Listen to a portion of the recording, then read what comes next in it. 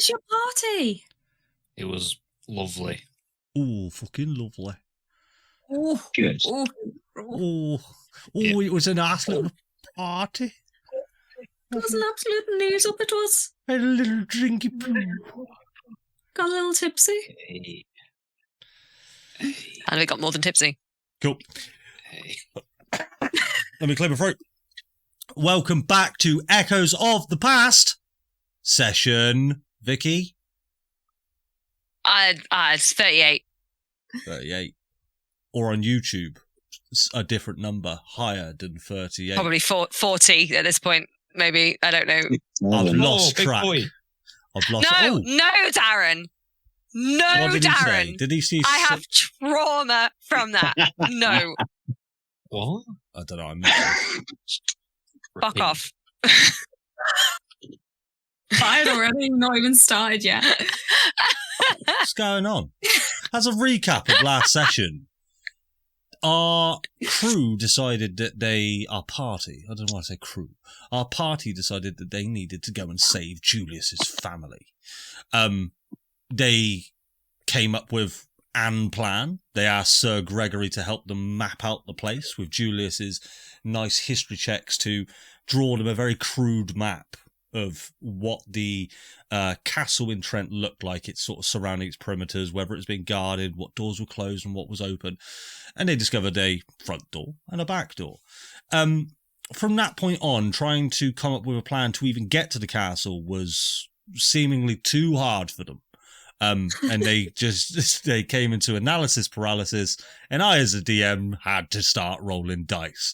You know, when you got to roll dice to hurry them the fuck on. I rolled a nat 20. And we started to charm them with demons and devils. Ooh, spooky, what's going on? They made their way into the castle of Trent, where they encountered, more demons and devils.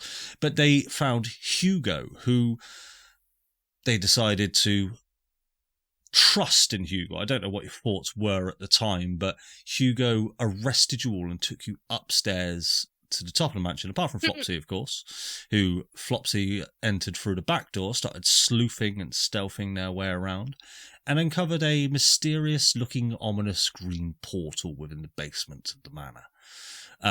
What that means, we do not quite know for now. But our other party members were led upstairs and were introduced to Pierre, the Count, who seemingly has something to do with Asmodeus. We didn't quite find out yet. But he quickly dispatched of Hugo, which Hugo tried to stick up for Julius and his family. And we are currently in a castle on fire with Julius's family. Oh, yes. With Pierre, with horns sticking out of his head. And I'm going to play some music, and we're going to roll initiative. I am not stressed, I am not stressed. So, let me set up the initiative. Add flops in there. Everybody roll initiative for me, please.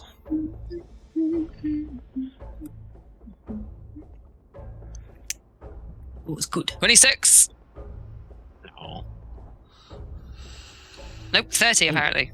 I have to roll for people. I forgot that. The monsters do initiative as well. Wait, monsters? Do me a favour, Julius. Roll a d20 for Jane, please.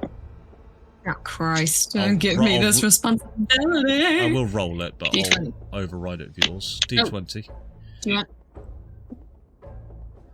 It's better. Oh, it's good. Yeah, it's better. So, just to make you aware as well, because I didn't just want to flood this map with tokens, Jane represents your family. Now, what I'd like to just go over, and this is just for my, the serial killer within me. I would just like to read you all out the names of Julius's family. We have God. Violetta, Julius's mum. Jane, which is Jane now. We have Fia and Theo. Cassandra, Luke and Layla. Guinevere, Jack, Pip, Sam and Jacob. And of course, Amelie. pronounced Amy for short, who I forgot in the recap, Flopsy had got to relative safety by placing her inside the dumbwaiter from the second floor down to the first floor. I will now roll initiative for Pierre, who has +0 to initiative. That makes sense, but sure thing. We will begin combat with Flopsy, with Julius on deck. I'll explain your guys' surroundings in a second, but Flopsy, you're in a very small little room. In front of you is this dumbwaiter that has now descended downwards. So all you can see there is just sort of the mechanical sort of cogs and the rope that sort of leads it up and down. To your left, you'll see this room emanating this radiant heat that is on fire. But go ahead and roll me a perception check for me. My passive perception is 21, by the way. Just saying. Oh, actually, I'm going to change it because fair enough. I didn't actually cover that. Roll me an Arcana check instead. Oh no! Can I do the perception? Well, I'm doing it in a sense that you've already passed a perception check. 18. 18. You get the sense that the heat coming from that room should be a lot hotter. A room on fire. You get the sense that maybe this building is on fire, but all you can see right now is that room being on fire. Now, if that is the case, this place should be so much hotter than it is. And it's not. Okay. Would I understand, would I be able to kind of theorize why that might be the case? Get the sense that this fire is magical in some nature. That, yeah, I'd say with your amazing roll of 18, I'll give you 5 feet of movement for free, and as you walk up to the fire, you can sort of just move your hand within it. It does not appear to be burning you in any way. Okay, so it's more for show and for more of an illusion kind of thing rather than an actual... Yeah. Presumably for now. Right. Doesn't necessarily mean it will stay that way, but it currently is at the moment. Right. Okay. So I'm going to basically be, at this point, I'll be sort of erring back and forth about whether or not to go to Julius and help him and the group, but then I think Amy's in the dumbwaiter and that's my priority. So I'm just going to wait until the dumbwaiter comes back so that I can then hop in and join her downstairs. Okay, no. So, yeah, we will... Okay. Yeah, what I will say is you hear the dumbwaiter land at the bottom. A couple of seconds go by, and you hear the mechanism start to just go juk, juk, juk, juk, juk, juk, as if the dumbwaiter is now ascending. And at the end of your turn, the dumbwaiter will have ascended with nothing inside. I will also get my rapier out just in case, because obviously threat and danger is nearby, so that is also going to be out ready at a moment's notice just in case. So hold an action for a weapon attack, something like that. Happy with that? If an enemy comes within range, and then so I'm presuming that my Amy turn at the next turn. That's when I'm going to jump into the dumbwaiter. So I can't jump into the dumbwaiter yet. I have to wait for the next round. Yeah, that's you. Yeah, you've waited your turn. It takes one turn to come back up, and now it's there. Okay, cool. Cool. All right, we'll move on to Julius. So, just to give all you three an update, Julius, Lugus, and Hugh. This room is now on fire. Around you, you see these artistic paintings that it appears that Jane and that lot have sort of been drawing in their charmed state. Pierre has stood in front of you, Julius, sort of eyeing you, especially up. But you can see that. What I'll do is I'll show you his artwork once again, just for everybody to see. You see his eyes glowing red with this blood sort of gorging down his face and these two devilish horns coming from sort of the side of his skull all the way to the back. Yeah, he doesn't look like himself. You haven't seen him for quite some time, but this is definitely not how you remember him. Julius, it is over to you. It is worth mentioning as well that this door currently has a massive wall of fire. Now, I'm going to say to save on a perception check, you can see that that wall of fire is different from the rest of the fire in this room. Right. Which door? Sorry, because we were in the doorway, right? This one to the north. Right. That one. Is that the one he came in through? No, he came in through a door right here. He came in through that one. Cool. That one's got a wall of fire. So Flopsy, like, she passed some stuff. Do I recognize that this is fake fire? Does it feel like it's a real fire that's going to burn us? Make an Arcana check. Oh God, I don't think that's good for Julius. Let's give it a go. I believe in you. Come on, Julius. Where's Arcana? Right at the top. Arcana. Okay. Right at the top. 12? Not bad. 13. -1 would be. 13, sorry. 13. You don't get a sense this is as hot as it should be, but you're unsure if it's just because it's only just been ignited or something else. Yeah, you can't be too sure. Don't know what Julius is going to do, but as we've got combat music, and he's gonna yell, and he'll be like, "You, Lucas, get them out!" And I'm gonna run and I'm gonna rugby tackle Pierre. Is there? All right. I want to feel like take him down to the ground. Okay, so first of all, place your token where you would be rugby tackling him from, because that would make a difference. Well, so hang on, because we were. So he walked in, right? He walked in through that door, and yeah, because I was stood next to him, right? Because I stabbed him. All right, contested athletics checks, then, please. Come on, I hope he's weak as shit. Come on, Julius. He's not the strongest. You're fairly hench. He's rolled well. That's a dirty 20. Oh no, it's not good. That's it. So as you come round with this sort of this look in your eyes, you try to rugby tackle him, but he just grabs the top of your ginger head and just sort of pushes you back. Oh no, that's my action, right? Well, to rugby tackle. Technically not, because that is classed as a grapple. Movement. No. It's because it's a grapple. You can substitute one of your weapon attacks as a grapple. Monsters can do that. I don't know if rules as written players can do that, but I rule it in that way. So that's just one of your weapon attacks. Right. So remind me on the rules of casting spells. Then I can't cast a spell now. No. So that is you technically I can make another melee attack, Correct. right? Okay, so what I'm going to do is I'm going to bonus action, remember to do it, Hexblade's Curse on Sweet. Pierre. Yep. Do I need to click it in my Just sheet? tick it off. It doesn't actually do anything. We just remember that he's cursed. Do it all up. Hang on. Oh, actually, where is that? Okay, cool.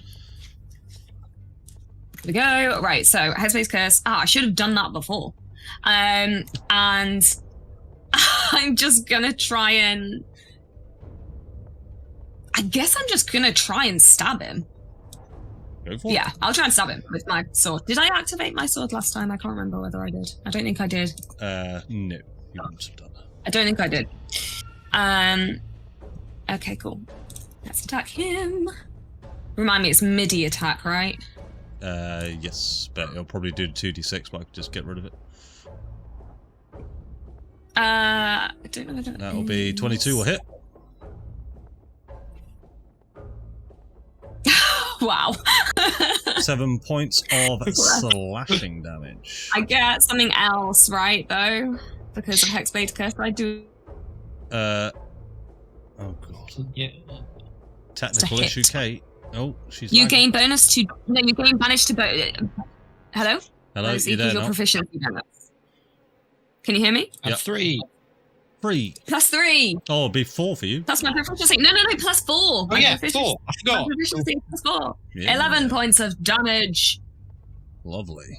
As the Hexblade Curse sort of explodes on his chest. But you see as you drag your sword into him, where you sort of place it into his torso, again, sort of a tiny amount of blood comes out, but then this black ichor just trickles out as sort of the chaser to it. Yeah. And he just looks down and it doesn't appear to... Like, it appears to have done damage, but he just doesn't seem fazed by it, and he just rips the sword out from him and pushes you back with it. Cool. Oh, sorry. I can make that a flourish as well? Okay, yep, go for it. So I'll just do that.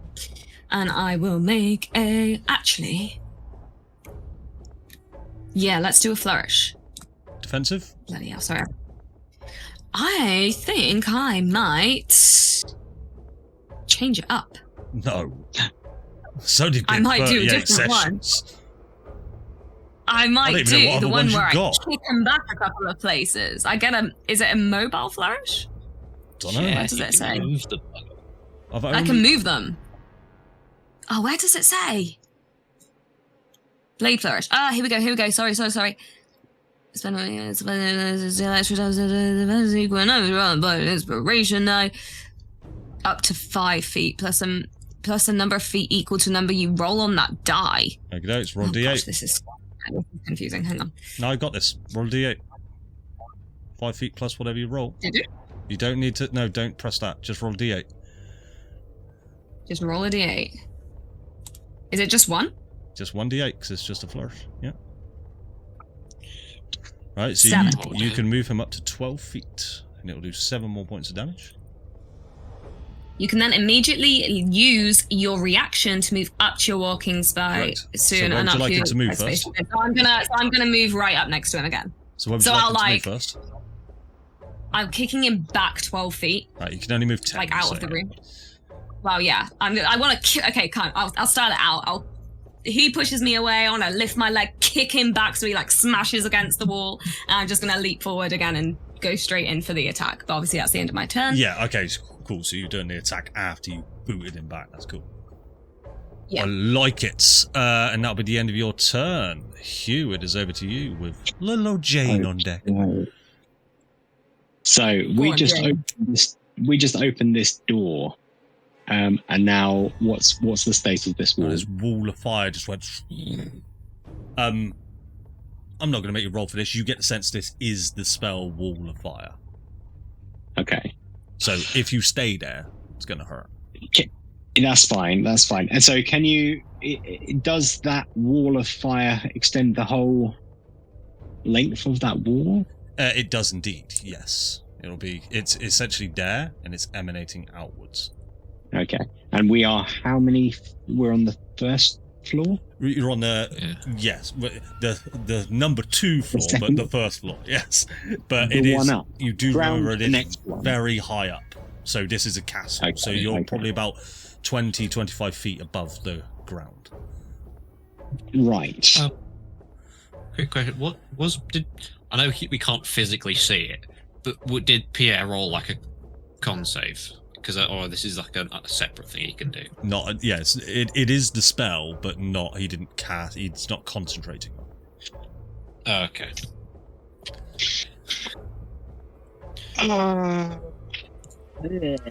Is the door still open? I appreciate there's a wall of fire. The but is door the would have still burnt open? down. Yeah. Yeah. Okay. There is no longer a door. The windows There's no... would have smashed. The door would have just shattered. Yeah. There a fire extinguisher in the room. No. Yeah. Sadly, no. That is. There's a CO2 extinguisher though, so if something electrical catches on fire, you guys are good. What's the rest of these walls? What are these like? What can you describe the room a bit? Like, It is a wooden room and it is fully on fire, but it is not emanating the heat that you would expect for a room being on fire. Considering you are in the corner of a room, so yeah. But it is a wooden room. It is a wooden room. Okay. And I'll tell you what, make me a perception check.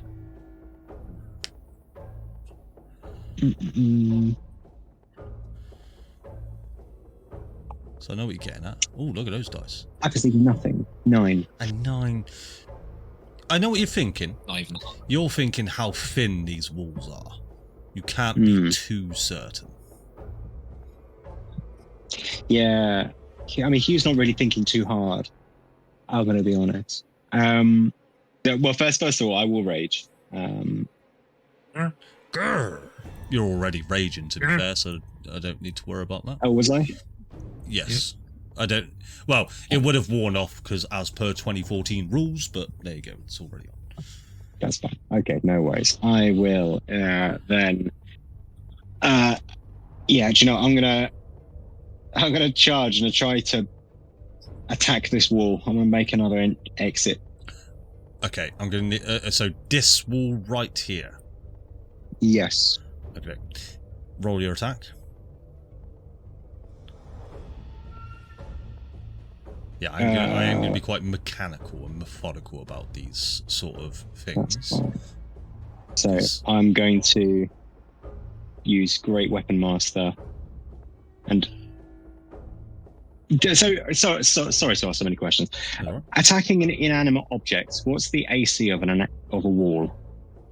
Very, very low, believe it or not. Yeah, I think I'm just going to hit this, aren't I? So yeah, all right, I will. Yeah, I will. Well, I will. Great Weapon Master. Don't roll a nat one. All right, let's put it that way. All right. Yeah, because I'm within 5 feet. Yeah, but I won't reckless. Is the point I'm getting? Yeah, you don't need to reckless the wall. No, that's fine. 27 will just hit. No, that's 22. He did just UWM. Oh yeah, so you missed. Miss. No, so what I'm going to say though with this, roll your damage. Ignore that. Oh, okay. So wait, what was it? So it'd be 22 points of damage because you did Great Weapon Master. That's right. So what I'm going to say is, and this is simply because of the wall that you picked, you cleave into this wall. Now you do some serious damage, but you can see that you've picked probably the one wall which has a lot of interior bracing to it. So I'm going to say that you can probably get through this wall, but not with one single hit. It will probably take multiple hits to get through this particular wall. That one particular wall. I mean, yeah, I wouldn't know to change, so I will just attack again. Exactly the same. Great weapon. I was kind of praying you'd Am I attacking myself? Yeah, but it doesn't matter. I was praying you'd roll in that one there, because I was going to... oh, fuck me.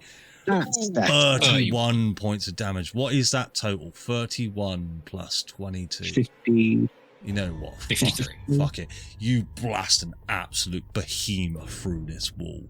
Now, let me help you out. Oh my god. Oh my god. Right, delete that wall. Delete that wall. Delete damn. Okay, I have to redraw the walls. Thank you, Darren. That's all right. Did you see why that was braced now? Yes. So you see the wall just go, splinters go everywhere, and you see now that there is the staircase underneath that wall. Okay. I would then like to use my... So I got 40 feet of movement. I'd like to... Yeah, so I'll go over to here, and I will just...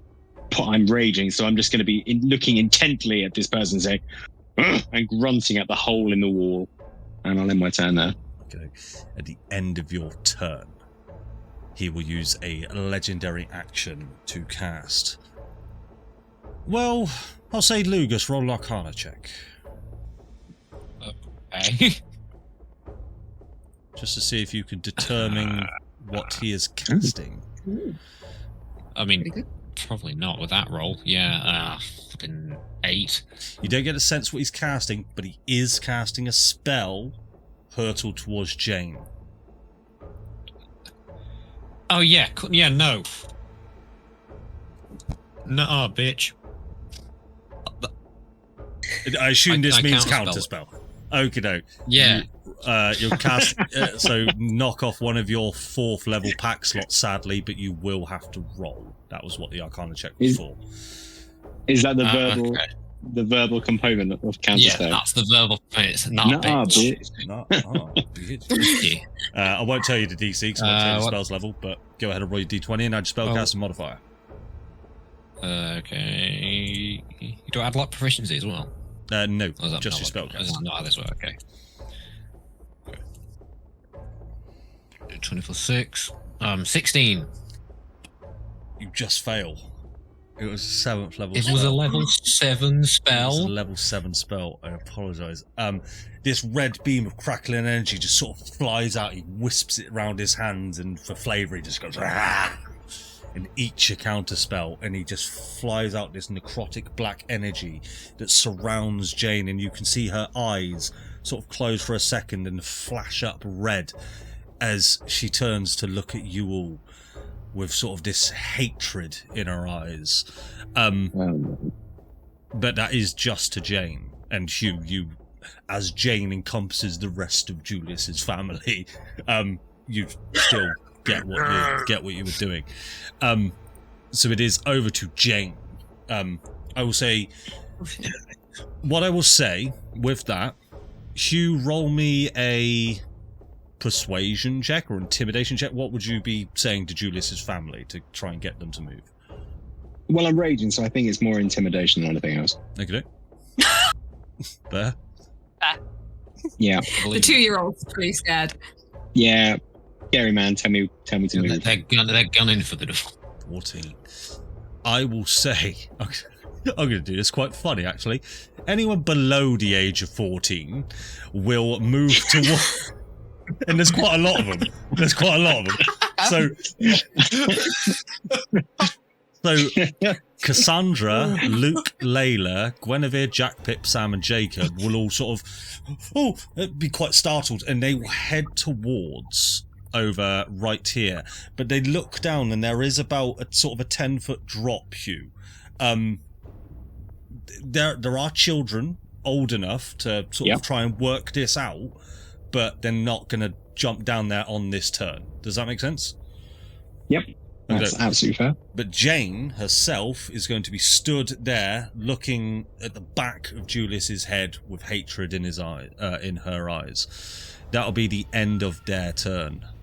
It is now over to this guy here. Flopsy, make me a perception check. I know your passive perception, don't worry. 21. 21. I need a what is it? A soundboard of that. I'll give you something for 21. I just want to give you more. Not very much. I'll More. give you 15, no, something 12. for 21. But not a lot of 12. So Thanks. you will hear muffled voices coming from beyond these sort of these wooden walls where they are. Now you don't make out everything, but you hear them say, "Find the other one. They came with one more." Now, thankfully, you don't see this. I'll tell you what, I'm going to... no, I'll do it. Yeah, I'm going to take... Just to remind as well, both me and Ami are invisible at the moment. Good reminder. Yes. I did forget about that. Dust of Disappearance was up to 10 minutes. Yeah, you'd have plenty of time left on that, I think. Actually, no, I'm going to say not too much time. You've probably got a minute left of it. So 10 rounds. So We had 8 minutes, and we pretty much ran straight out of the room into this one. So we'll probably, and now it's in 6-second bursts. Yeah. So I'll have quite a bit of time. I forgot what I said last time, but that was fine. So I'm going to move them there. Okie doke. It is now over to this guy here. I would like everybody in this room here to roll me a intelligence saving throw, please. As you see, I'll say, Julius, you're right up next to him. He sort of looks you in the eye. He gets right up in your face and he just goes, "Come with me." And his eyes just start to light up this flaring red as your mind starts to wobble and wisp. But this happens to all of you as the room starts to ripple and wave. Ooh. Intelligence save, yeah? Intelligence save. Oh wait, me as well. Everyone in that room. Everybody. Intelligence saving throw. Yes. Oh god. Julius isn't that bright. Oh god. What is this? Damn you, dumpster. Charm with a flipping intelligence save. Oh, that's some bad rolls there. Now, yes. I'm gonna no roll, one uses intelligence. I'm going to roll a few checks for Julius's family. Oh dear. That's one failed. Ooh, one might. No, that's probably still a fail. Oh, that no. Oh. Your family sucks. Oh. We're They're commoners, uneducated, not all of them okay? dead. I'm gonna say quite a few of them failed.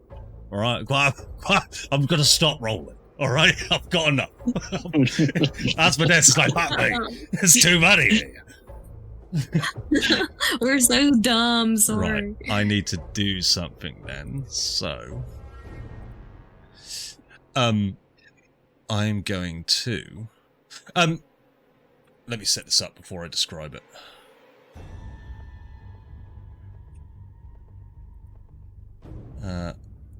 Pull to scene. Tell me once that comes through, guys. Yeah. Did I fail? Oh yes, you failed. With a 10. Yes, you failed. Do you mind if I use a feature to re-roll that? You certainly can. Yeah, fanatical focus. 17.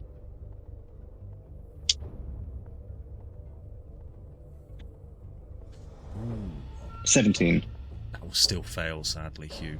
Okay, no worries. Only just. That's perfect. You will all see as you're in this room, the room walls, as you were sort of staring at them, Hugh, sort of contemplating smashing them down and making your way out, they start to ripple and wave, and the walls begin to almost warp and almost melt in front of you. You see this fire starts to flare up that's within the room, and you catch the gaze of of Pierre, Asmodeus, as they start to flare up, and it's almost like he's entering your mind and changing the fabric of reality around you. And all of a sudden you find yourself in this black expanse with nothing around you. You can't see your friends, you can't see anything. And then these walls begin to jut out from this black void, just, and you can hear them all around you for about 150 feet, just. You get the sense that there's lots of walls that you can't see. And Lugus and Julius, exactly the same. You are now within an expanse that doesn't truly make sense, but you are not where you currently were. We'll go over to Trent Bodyguard, who is... I have to switch between two scenes now. This is always fun. Lugus, we are over to you. Do you see where you are, little Lugus? I'm above the table. Probably best off using your arrow keys here. Okay. Okay. God. This could be I don't know what I'm doing.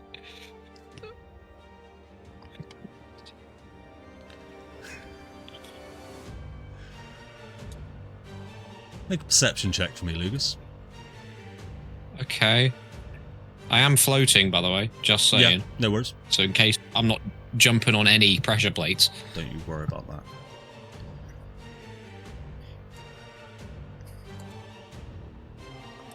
Oh, shit, it's good. Ooh. You can...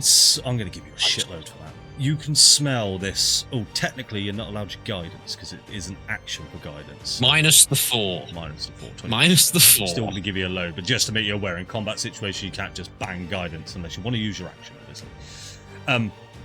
You can smell this brimstone and sulphur all around you, and almost this rotting flesh smell.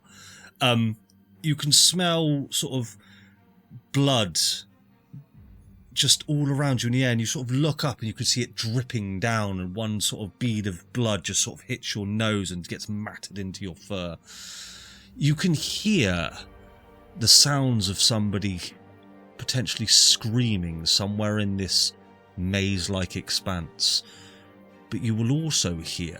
Make me a wisdom saving throw.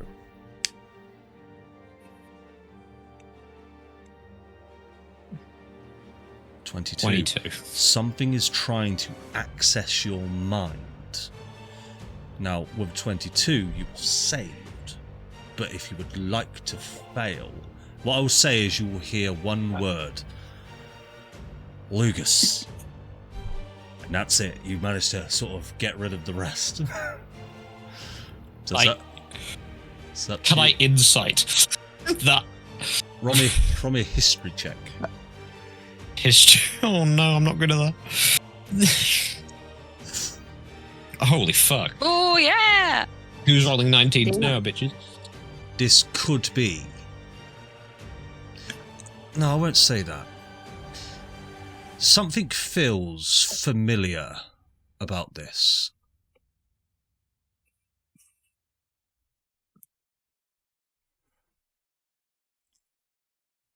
Fuck it, sure, I'll fail. You'll fail. You hear the words sort of come back in.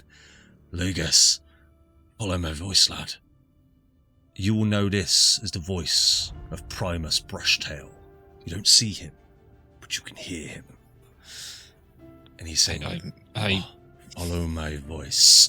And you can hear it echo throughout the walls. But the voice does lead you in this direction. Is that different from the screaming? Different from screaming. Okay. So remember your movement speed. How far have I gone? You have gone 25, 35, 40, 45. So you wouldn't have to dash to get there. But... No, my mage hand has 60. Cheating bastard, but okay. That's why I did. Fair. 45. I've got 15 left. Okay. Oh yeah, I'm gonna have to. Arrow keys, dude. Can I not move? Can I not move diagonally? Eesh. Because otherwise, I can only go there. Sure. Well, I could have gone like there. Sure. I didn't think this far ahead, guys. All right. Julius is reading a note at this current time. Lugus. Sorry. I was just reminding myself. Lugus, as you step down this corridor, these sandstone walls in front of you start to turn black, orange, and blood red, and they start to sort of bubble up, and this creature in front of you just goes, starts, and this big gaping maw just goes. Roll me a perception check. Okay, I'm pretty sure I can see him. It's not, 3. it's not for seeing him. It's. Oh, he's right there. He's definitely. Yeah, he's definitely there. I rolled an 8. You see a mole demon in front of you. It's but you Cool. with an 8, you get the sense that he's gonna bite your head off. But you get the sense that he's come out from the wall. Actually, I'm not going to give you much with an 8. There you go. Anything else, Lugus? Yeah. That's your movement. Yeah, and I have both my action and a bonus action. You certainly do. Yes.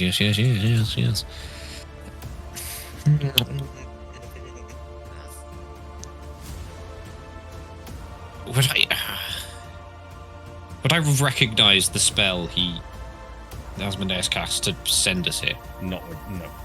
Most definitely not. No. Most definitely not. This is not something from that any of you mortals would be familiar with. Ah. So Adam was wrong with his text. I don't know what he put. I predict a scatter, but then this probably isn't a scatter. I mean, I will... Do love that spell. Good spell. Yeah. Oh, what am I going to do? Kill it. It's up to you. I could kill it. Yeah, sure, I'll blast. Why not? He is very close to me, though. Yeah. Not if I'm doing a different spell. Yeah, I'll just Sacred Flame the bugger. Dexterity saving throw, yeah? Yes, please. Okay. That'll be a fail.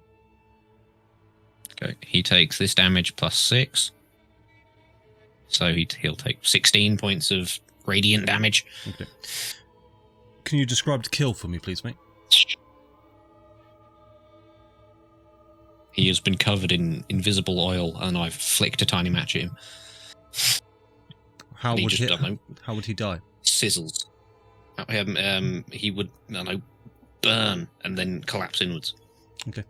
As that happens, this ephemeral illusion starts to fade on this demon in front of you. Instead of this demon in front of you, it appears to be a small girl in her young teens, burning in front of you. The smell from her clothes is horrible. You can smell the skin sort of burn off her shoulder right there, as you see that she is now dead. You recognise this as one of Julius's family members. Fear.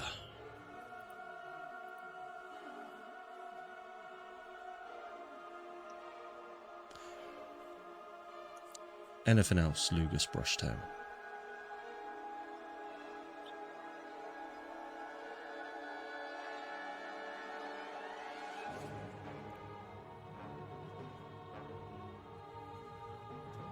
No. Fuck my action. I'm just gonna cast Spare the Dying.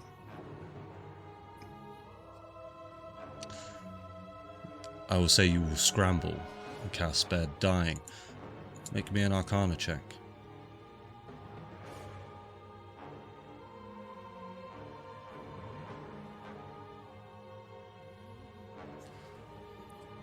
Spare the Dying may have possibly worked. You won't be too sure. But you hear a laughter. Oh dear. Oh fucking dear, squirrel.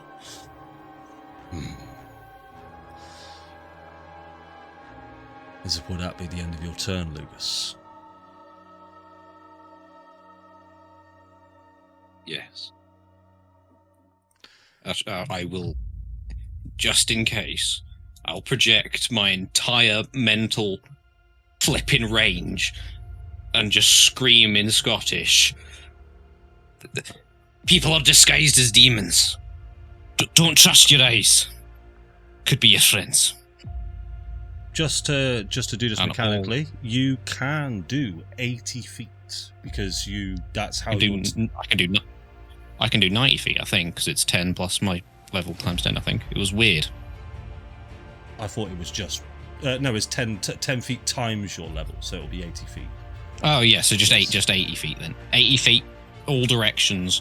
People are just going to hear that in their heads. Up and down.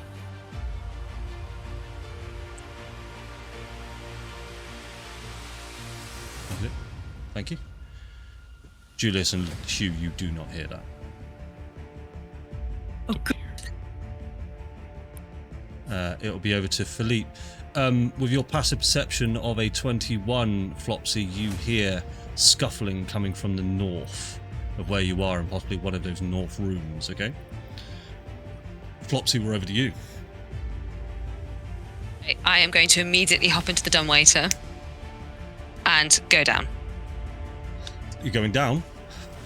Okay. Well, yeah, I'm going to find Amy. Okay. It just goes... You make your way down to the bottom. I'll just do this theatre of the mind because I can't have 3 scenes at the same time. Amy is nowhere to be seen. Well, I have my true sight up because I remember I saw the devil, so and that lasts an hour, so I can see invisible people right now. What I will say is you will hear a voice that just goes, "Psst, pissed over here," and you can see through the door, the back entrance to this place. You see Henri, who has Amy. Now you see that he doesn't have her captured or anything like that. He's just taken a little arm and he just goes, "I got her. I'll get her out." How can he see her? Good point. I forgot. He's like, That's shit, sus. someone's bumped into it. No, honestly, I just forgot. Okay, instead, you could see Amy stood next to Henri, who doesn't seem to have noticed her yet. And he goes, "Hello, have you seen Amy?" How does he see me? Shit! Alright, Henri sat again. It's a nice house.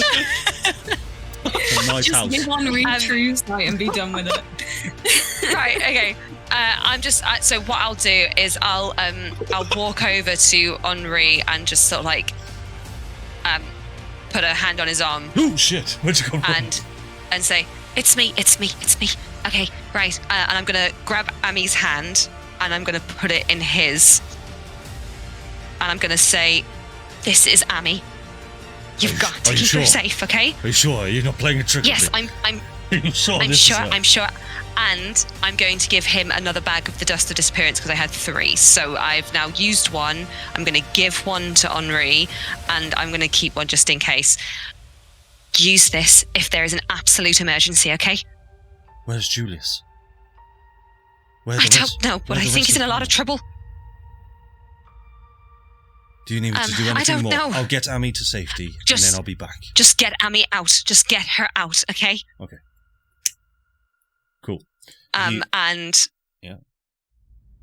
what I'm going to do is, now, if I remember the map correctly, there was the back entrance, and then there was like the balcony section, which was where the wall was that they've now blown up. No. That has now got a wall of. That wasn't the wall that Hugh busted through. No. You wouldn't have known where that wall was, so I'm not going to tell you which wall that was. So if I walked out of the house now, you would see the whole side of the castle on fire. Okay. Would it be like a visible hole, like as in I can see where the wall is kind of like cracked, or? I'm going to say that one portion of the wall has more immense fire than the other. Like there is one sort of 30-foot sort of long area of fire.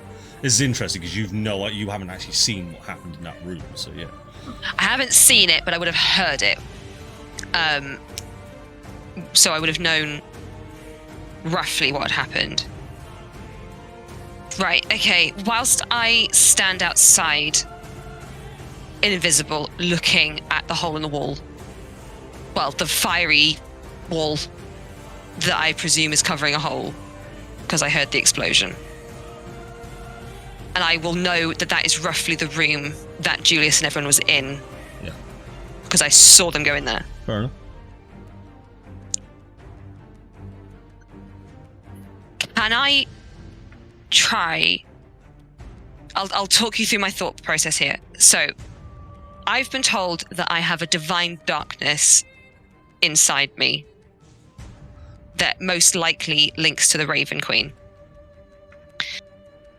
And ravens can fly. That's an astute observation. Yes. If I take my focus off of the Argon, but not onto nothing, I'm specifically trying to focus on that divine energy that I have been told is within me by a few people now. Can I do that? I don't know. You'd have to roll a d20. I have no idea because I don't know what you remember. Like Spider-Man in Spider-Man 1 movie, you sort of do this, and nothing appears to happen. You sort of try to jump, nothing appears to happen. Okay. Then I am going to continue focusing on the Argon for now then, and I'm going to run back in. I'm going to go towards the room that... So I'm going to be using every bonus action, dash action that I possibly can. And I'm going to be moving as far into the house as I possibly can. Not back up the dumbwaiter because I know that they're going to be sort of searching. I'm invisible anyway, so it doesn't particularly matter much. But I'm going to be going back towards Hugo, where I saw Hugo in that room, and I heard their voices. You are invisible, but obviously this is sound. Cool. You feel that 25. You're making 0 sound at all. And you make your way into the main grand foyer of this place. I say with all your movement going outside, you end up in the main grand foyer. There's 2 large grand stairs going up to the 2nd floor, and you see this large dragon statue sort of in the centre of these 2. I'll put you... No, I actually won't, never mind, because I would have showed you too much. No, yes, you just remember the 2 large staircases going upstairs. Would that end your turn, Flops? Cool. Julius, we are over. I'll hold. Oh no, I use my dash action, so that's fine. Yep, cool. We are go over to you, Julius. Cool. So I'm in. Explain it again. So it's like it's a dark space, but there's walls. Walls everywhere. The sound of these walls almost sounds like you're in some form of labyrinth. So it'll take a second. Very shocked from having just been like toe to toe with Pierre to suddenly just in this space. And he's gonna like kind of reach out, touch both of the walls. Do they feel solid? They feel solid. And I'm kind of he'll call out and go, Jane, Lucas, and then I'm gonna walk forward. You hear a voice. Oh, I do. Julius, over here. There's the sound of your mum's voice. Mummy! I Use will your go. arrow keys, dude. It'll be so much easier. Oh, hang on. So, hang on, that's 1, 5, Yeah. 10. Oh no. Which way did the voice come from? Make a perception check.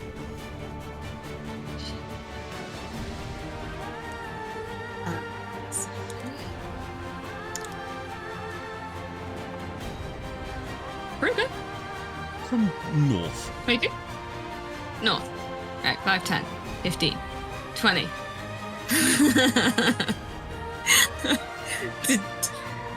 Did I get a sense of left or right? No. I'm not telling you which way to go. Well, no, 20. Shit, fuck, flip of a coin. 25, 30, 35, 40. You have action dash. I'll have to. Jesus Christ, north. Okay. 40, 45, 50, 55, 60, 65, 70, 75, 80. That's it. Perfect. This As far as I can creature go. will just go emanating from the walls, and it starts trying to snap at you.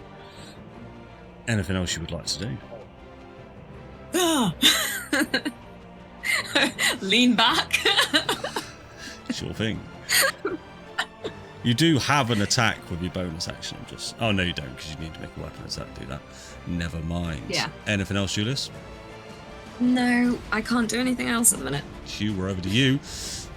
Same thing, buddy. You seem to be stuck in a labyrinth. Okey-doke. I will. Do I see any enemies? You don't see nothing right now. Make a perception check.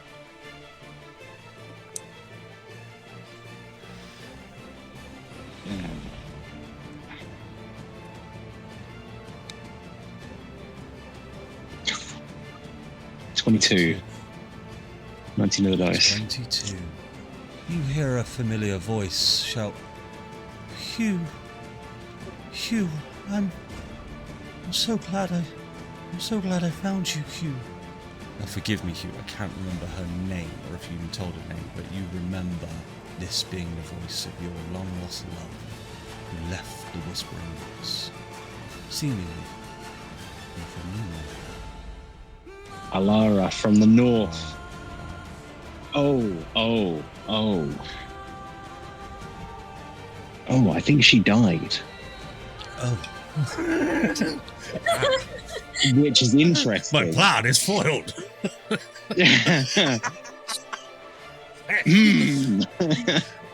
Okay, but Well. no, I mean, I'm still going to investigate, but that's interesting. Yeah, because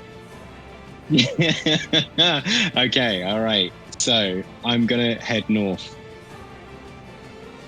How intently am I going to be doing this? Okay. Yeah, I'm gonna go just smoke. Yeah, that's fine. Let's go. So 5, 10, 15, 20, 25, 30, 35, 40. Okay. And then, do I see anything? I suppose I should.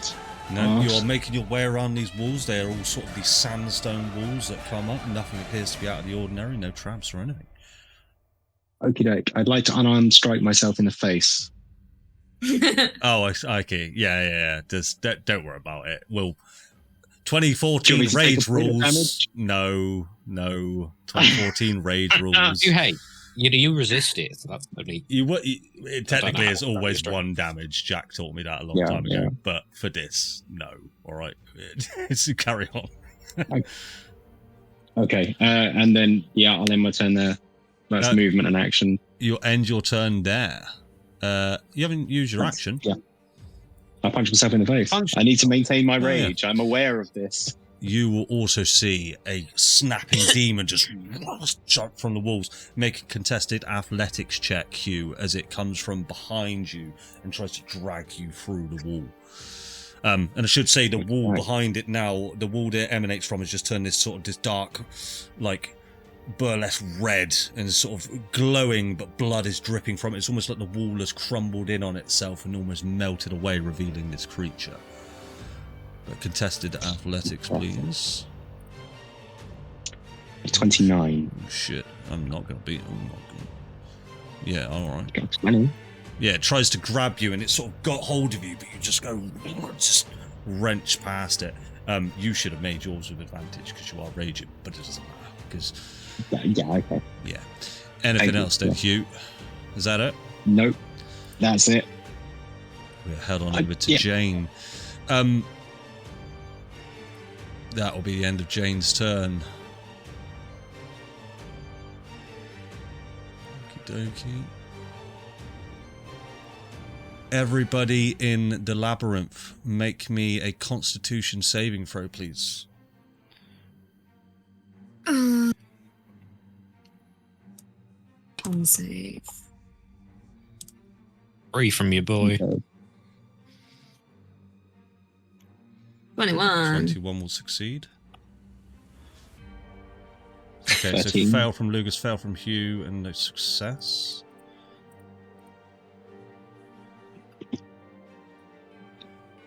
Okay, so Lucas, you'll take 20 points of piercing damage. Hugh, 20 points of piercing damage. Julius, 10 points of piercing damage, if you could apply that yourselves. Lucas, you feel this tendril whip out from the wall behind you, and it pierces straight through your side and just sort of comes up, looks you in the eye, and just goes... digs it, burrows its way back through your body and back into the wall. Julius, you see this blade thrust through your stomach, and you can sort of see the blade in front of you, and it's thrust back, and you turn around and there's nothing there. Hugh, these 2 claws just grab hold of you, jut into your chest area and just rip this large gashes throughout and then disappear behind you once again. And you will all hear this. Vax. That'll be that. That was piercing, right? So Half for you. Okay. Lucas, it is over to you.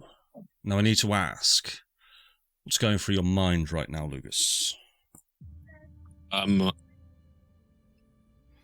are very few creatures in this world I hate.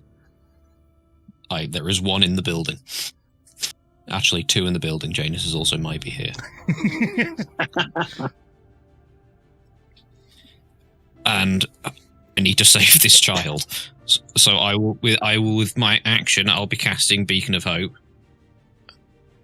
Fortunately, as you go to cast your Beacon of Hope, where does your powers come from, Lucas Brushtail? My powers... Oh, who would you... Hey, no, my powers... My god told me my power comes from within. It does exactly come from within. Roll me an Arcana check.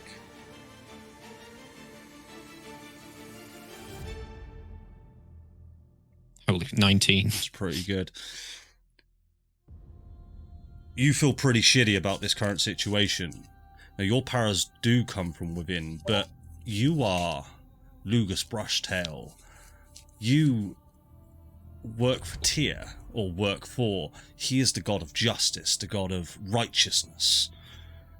You find that your Beacon of Hope, your powers are starting to wane.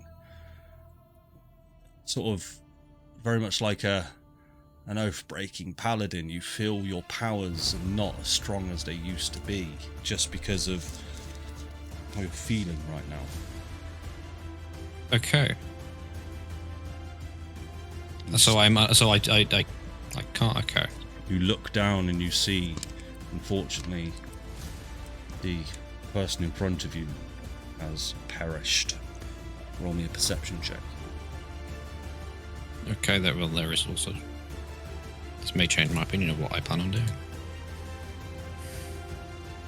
Shit. This person's life has left their body. Cool. Where the hell is it?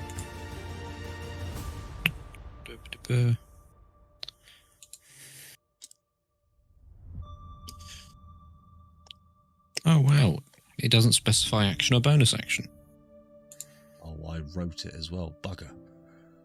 Oh fuck, Adam. Oh, you're doing that, okay. Oh, okay, damn it. Damn it, I thought you pulled that off. I thought it was on the higher end. Fuck. Yeah, what do you say as you take the ring in your hand? I'm just fucking...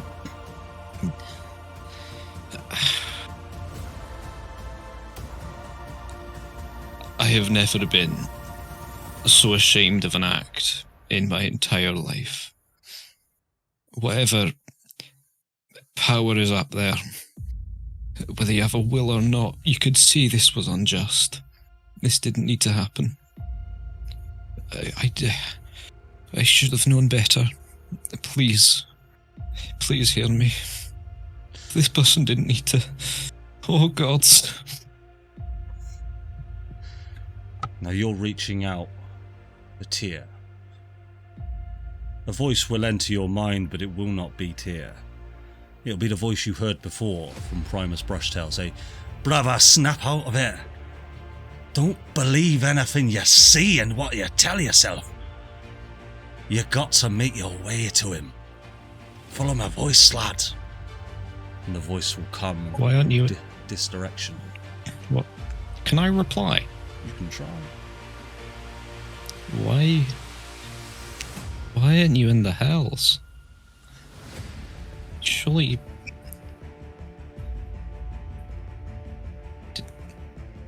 Did he reply? Not on this 6 seconds. Still have your movement, your action, and your bonus action. Fuck. Actually, I'll say your bonus action was to use your Tears Rigger Judgment. Because it probably should say bonus action. Actually, it says once per day. Okay, I will, with my action, I will cast Sending. Okay. Without a spell slot to Julius. Because he's in my book. Yeah. He will just... Yeah, and... I'm not going to do the fingers. Brother. I am so sorry.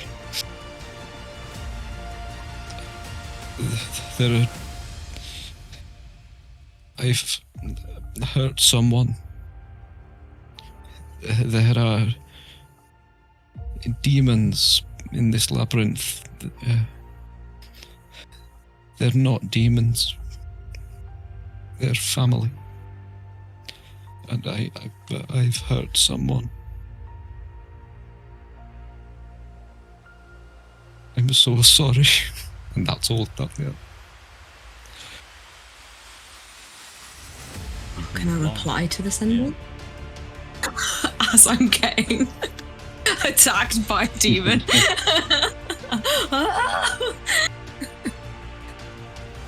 I feel like he's backing away very quickly down the corridor for flavour. Lugus, what do you mean? Who did you are you okay? Are they okay? How do we get out of this? That's all. And the voice will enter your mind again, Lugus. Run, brother. Fuck off. Well, There's no, a that dead was the child voice of here. Primus. That was the voice of Primus, not Asmodeus. I know, still, Primus. Oh my God, there's a dead... Let me process. Yeah. What? Me? I mean, You do what you do. do. No. I've got a belt of giant strength. I'm gonna try and pick up the child. Well, easily done. Yeah. Yeah, you are a squirrel. Yeah. Yes, I'm going to say yes, you can do so. Because of the belt. Just slowly carry my tiny. I'm probably going to be off me mage hand at this point because that can't support child. Fair. And I will move approximately, 10 feet that way, as that's all I can. With half movement. Oh, okay. You move one more square. Oh, thank you, buddy. That's alright. I can't give you something, man. End of your turn, dude. Yeah.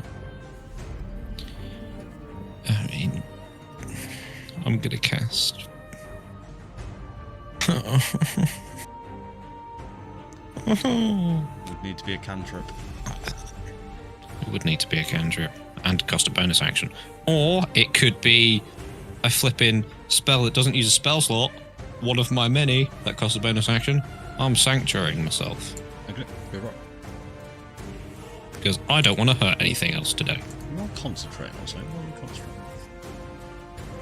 I did press Beacon of Hope. No. You had Hope.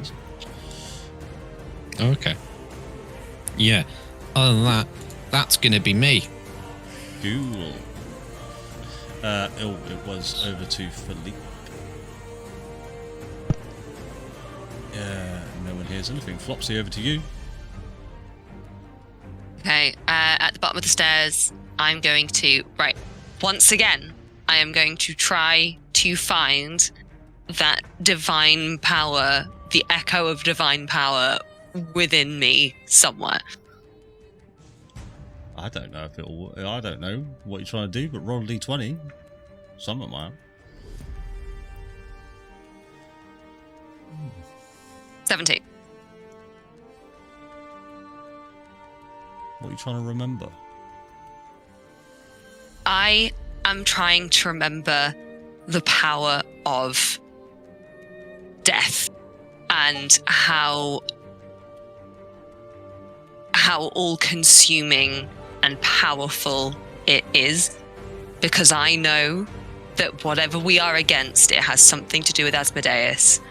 Argon hasn't worked, so I'm hoping the power of the divine will. Okay. I'm not going to give you what you want on a 17, but above the table, Vicky, do you know how a legendary action works and a legendary resistance? Yes. You now have access to one of each. So a legendary action must be taken after another creature's turn. Okay. And can it be anything? Can it be like an attack, movement, is one of your normal spell? actions. If you wish to use one of your weapon attacks, it can only be one weapon attack. Okay. Cool.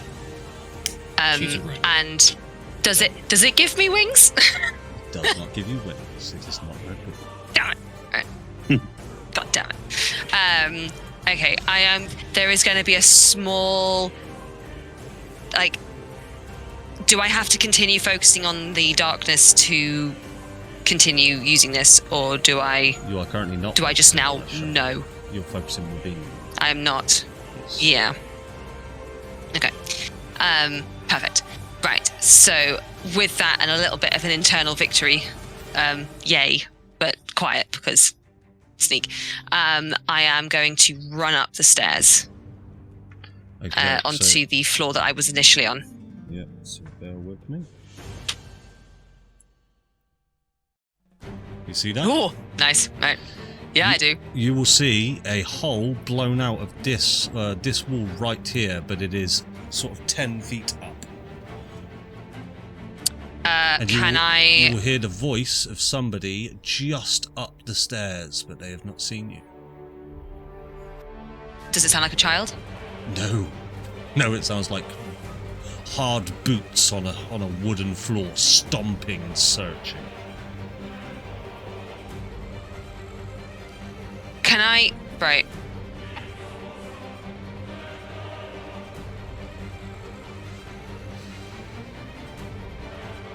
Do I hear the voice of Philippe at all? Because I did hear him talk. Yes, you'd hear muffled voices of Philippe at this point. From the room that is with the hole in it? No, you wouldn't hear him in there. I'm going to follow his voice. I'm going to say you wouldn't. Where know would the his voice be coming from? direction Apart from on the second floor somewhere. Okay, right. So I'm gonna Roll a stealth check. is that You see this guy running sort of backwards and forwards between rooms. 25? Does not appear to have noticed you. Okay, I'm going to action dash.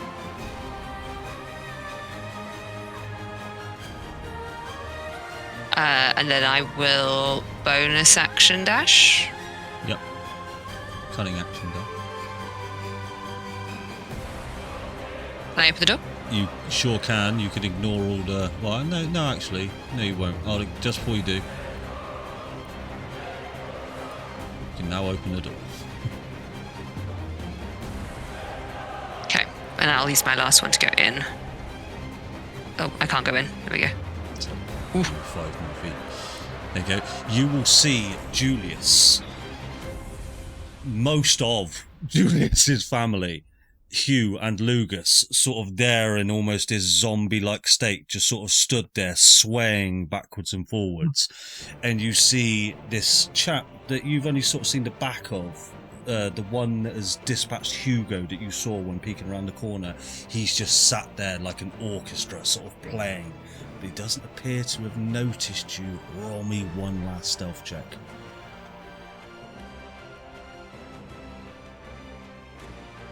Oh, 29. 29. Well, even with a 29, as he is playing this orchestra, you see him go, and he senses something. That's what you sort of get. Anything else? And I'm there as well, so. Yeah.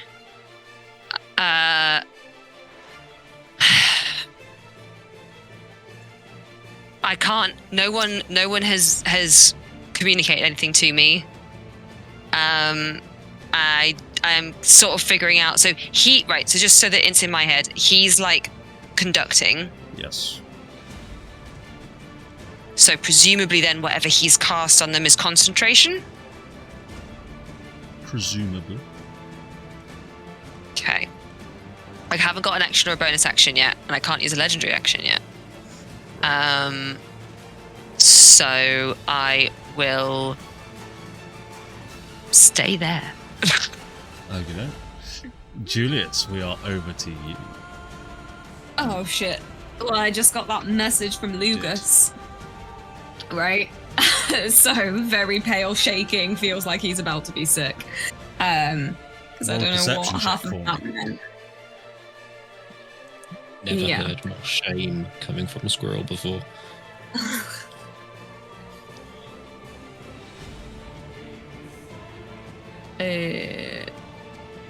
What's that? What have I got? 19. As the voice of Lugus swirls around in your head, and you sort of repeat the words to you, the monsters coming out of the walls, they are not what they appear. You see this illusion start to fade. Once was a snapping Moor demon trying to kill you. Now is the vision of Theo, your brother, 14 years old, sort of cowering and whimpering in one of the corners. Roll me an Arcana check. So many checks.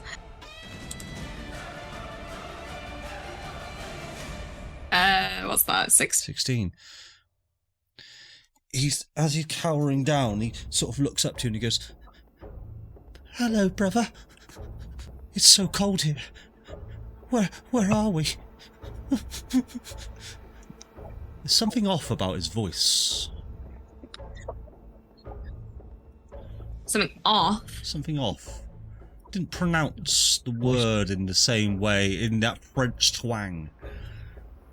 That we also clearly have. What I'll say is, one strand of his hair quick. does not appear to be ginger, albeit it's brown. I don't know what that means. Something appears to be off. Trying a new look. It looks like... One would point out. I don't know what that means.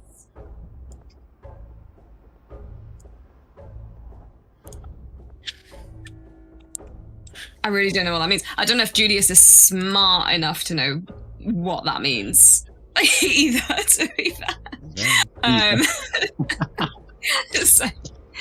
So what all he'll do is he'll kind of blow it out and sigh like a relief, and then he'll hold his hand out and like grab on if his brother takes his hand and like pull him to his feet if he will. Yeah, sort of take your... Please, we need to get out of here. And as you sort of pull him, you see that his leg is shackled to the wall. Oh, shit.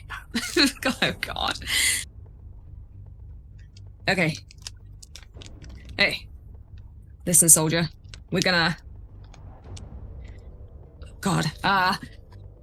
It's gonna be fine. It's gonna be totally fine, right? It's just kind of like when we used to play hide and seek, right? It's shackled. Is it like a big metal? Yeah, like a manacle thing. Like a manacle. Jeez. Okay. How am I gonna do this? Have I got anything that would help me get it off? Without. I tell you what I'll try to do. If there's like a ringlet in the wall, Yeah. would I be able to shove one of my thousands of daggers into the ringlet on the wall? I'm gonna try and like pull it off. Athletics check then, please. My next thing is to try and cut his leg off like Saul. Whoa. You got to that way too quick. No, the trick is to just leave the sword next to him and let him figure it out. With a natural 1, the dagger pings off. It just narrowly avoids his leg, and just falls to the floor. Yeah, you did not release him with a nat 1. I apologise. Fuck! That's my whole thing, right? That's my whole. That's your action, yeah. That's my whole turn. I will delete this guy from your view. That's not your whole turn. You have your movement, and you are in a labyrinth. Yeah, but I can't just leave like a 14-year-old kid there. Don't know. I won't. He wouldn't. Okay. Yeah, I'm just gonna. I'm like, look, it's fine. That was just practice one, right? Okay. Luckily, I've got 27 swords. I'll get out another one. And I'll brace it against that. I'm gonna try and do it again, but I have to wait till next time. I know. Well, Hugh, it is over to you. All right. So Can I use my legendary action? You certainly can. So sorry. Fantastic. Sorry? Sorry, Darren. I know I've got a limited amount of invisibility left because the moment that guy turns around, he's going to be able to see me, right? So before he properly gets a good look, I want to shoot him with my bow. Shoot me bow, okay. Roll an attack. Uh,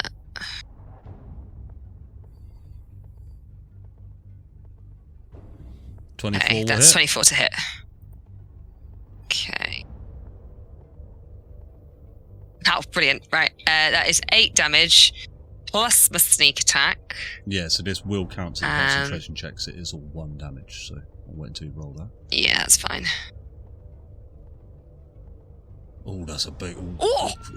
Damn. 22. So 22 sneak attack. So that'll be 30 points, so the concentration check will be DC 15. And I get 15 temporary hit points as well. Yes. Unfortunately, he will use a legendary resistance to keep his concentration up. That is 1 legendary resistance. But that means that he's burned 1 resistance. One so down. But as this invisibility fades off, you see him turn, and he just goes, "Found you." Did you find me, or did I let you? Either or. Aha! I'm evil. Hugh, it is over to you. Okay, so in the last turn, this demon had come through the wall, yeah? Yeah, from behind you, yeah. Grab hold of you. So, Can I? And I did a contested athletics check. I'd like to maintain that grapple, and I'd like to. I'll let that slide. Push it back through the wall. Push it back. I'd like to try and. Oh, okay. Make another athletics check then. Yeah. With advantage because you're raging. Thank you. Oh, you needed it. 23. I will just because I got to do this. 16.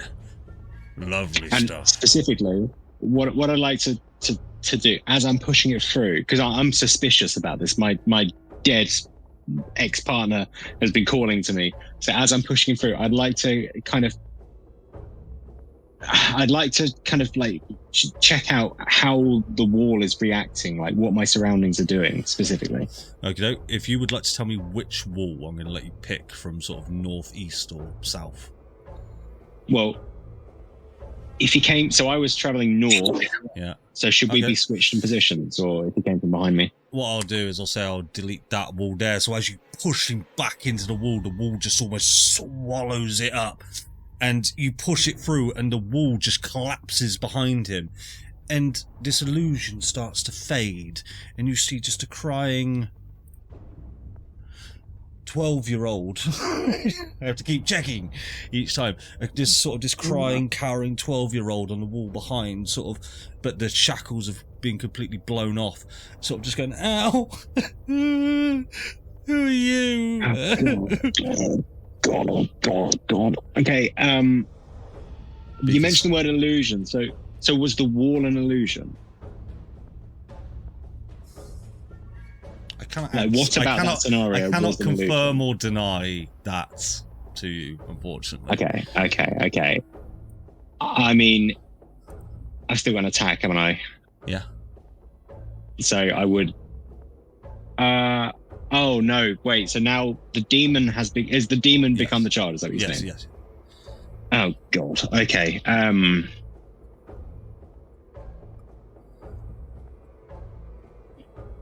Yeah, he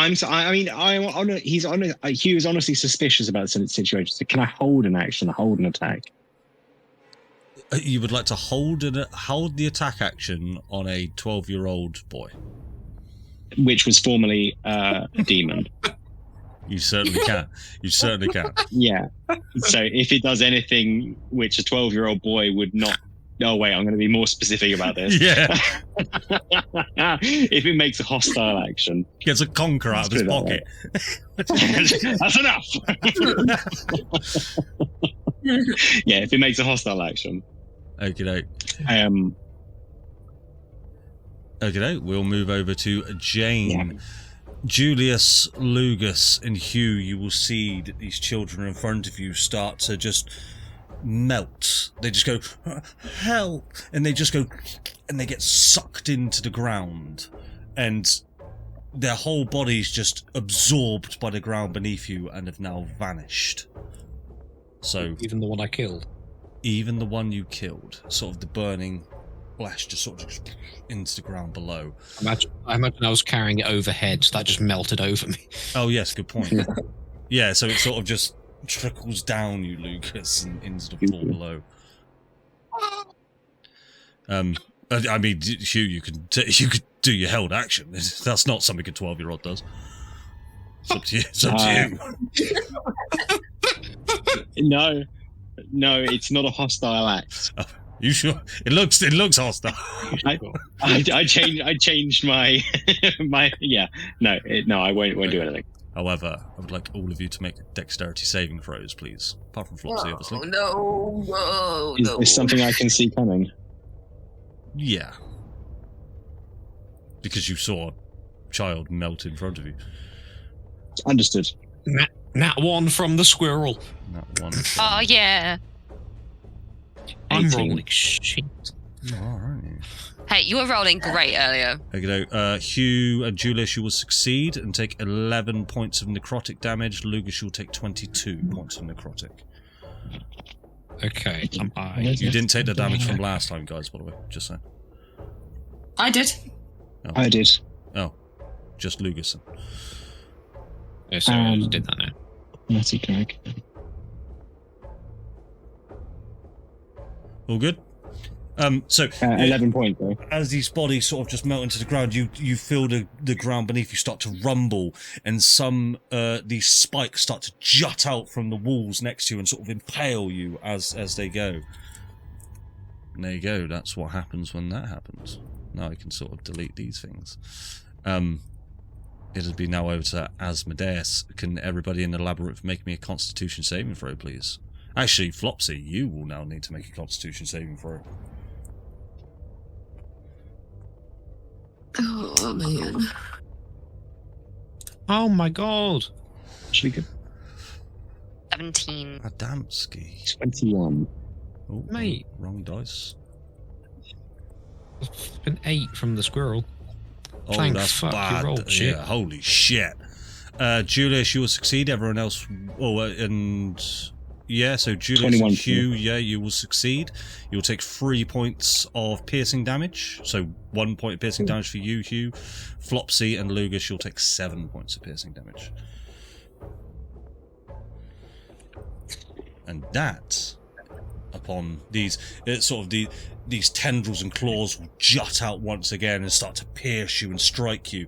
Lugus, you see your one, this blade, comes straight through your stomach and sort of stares at you, and it just looks like a mortal blade, and it just slices back through your body. You turn around and it's gone once again. You get the sense that something is attacking you within this labyrinth. This whole thing appears to be some sort of fucking nasty, horrible, disgusting, devilish illusion. And that's why we're going to take a quick break. Out of interest, Andy, what does it look like to me in the real world? Him taking a blade and just going thrusting it forward, but it's arcane in nature, so it is the blade doesn't come from his hand, it comes almost from him in this sort of his magical way that just goes Okay. as it were. That's why we'll take a quick break. Wow. Back in just a moment. Not child murderer. Ooh. Right.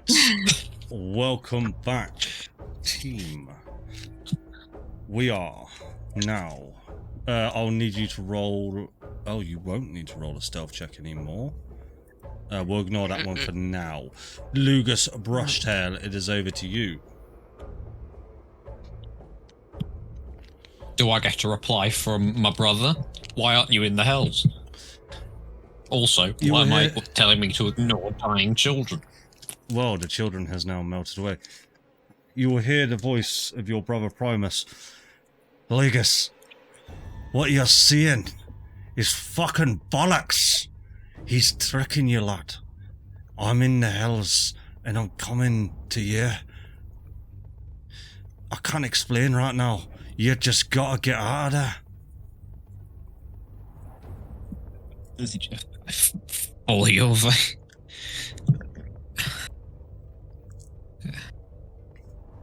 I mean, And the voice will come from the south. okay. How do I know you're not an illusion as well? If that's what you reply, you may hear a reply on your next turn. Maybe. Cool. It's going to be 3 turns of me doing the which one is real. I'll use my bonus action if it works, because I still feel rather ashamed to heal myself a bit. I'll heal myself. I'm going to let you decide if that works or not.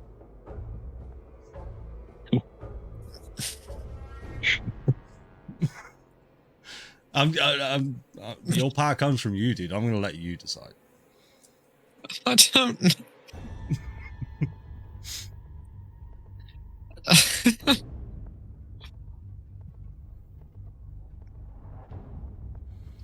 Just gonna roll on. Gonna give me a saving throw, and if I succeed, I can heal myself. Give yourself intelligence saving throw.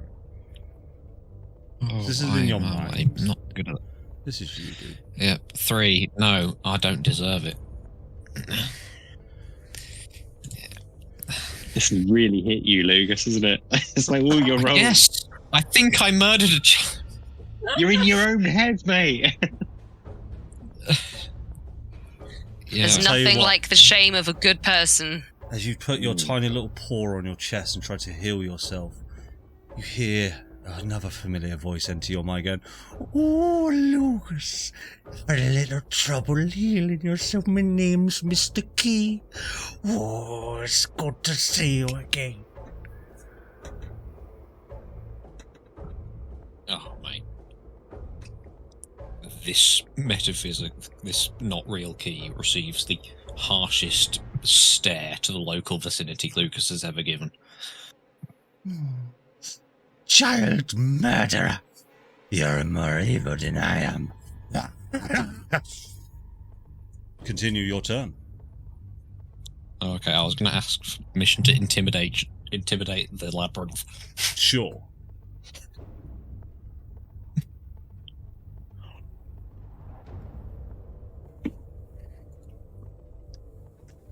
No. No. The labyrinth goes, Lucas! Stop rolling like shit. You are, at least this isn't on like crazy rolls, but yeah. Yeah, this, I mean, what I'll say with all these bad rolls, these intelligence checks, intimidation, this place is starting to consume your mind, Lucas. You are like, you can hear voices from the walls, you don't know what to think, and it is just sending you into just stress overload. I mean, cool. I mean, I'm gonna recast me mage hand and then fly as far as I can Araki's buddy. towards Parameter's voice. Oh yeah, sorry. Which way down here? You just hear it coming from the south. And as you... hang on. As you move to there... It's alright. No, that was my Tell me what I... You don't hear anything, but you hear the voice of Primus say, "Stop! Stop, brother. He's just beyond this wall. Brother, I haven't much time, and neither do you. Don't believe him. You must stop him. You have the power, lad. There's more to you than meets the eye." And as you move closer in, you will see Asmodeus sort of doing his hands like this, moving around, dancing. Well, not Asmodeus, but Philippe. And he turns in your direction and he just points you the finger guns and goes, "Ah." But you also see, shackled in front of him, I'm going to move you into the room so you can actually see this while moving back. You can see shackled in front of him, tied up to these chains, these from their wrists and their ankles, almost being dragged, drawn and quartered in the sky vertically, is Jane and Violetta, Julius's mum and Julius's sister. I'll place you back there. Okay. You remind me of what Primus's wording was. Don't believe everything you see. You are capable of much more than you think. And just an above the table thing, if you hover over the Asmodeus spawn, it says he's a lot more healthier than what he is. I've got to share 2 tokens between 2 scenes, alright? Just saying. Don't look at that and assume he's really healthy. He looks hurt. Oh, okay. Oh, okay. If that is Asmodeus. It is Philippe. Not Philippe. So that. So Pierre. Pierre. So it is Pierre. The same figure you saw in the room. Okay. But is it Chili Pierre or someone disguised as Pierre? You can see him just sort of dancing around. You see their eyes glowing red and the blood coming down. It's exactly the figure you saw in that room. This is the Asmodeus version of Pierre. Oh, I could almost 100% be certain this is not an illusion. Not an illusion. Somewhat. Not an illusion. This whole thing Why do you appears to have be that an at the illusion. end? I know, but this bugger is not disguised as someone, an innocent disguised as someone else. Doesn't appear to be.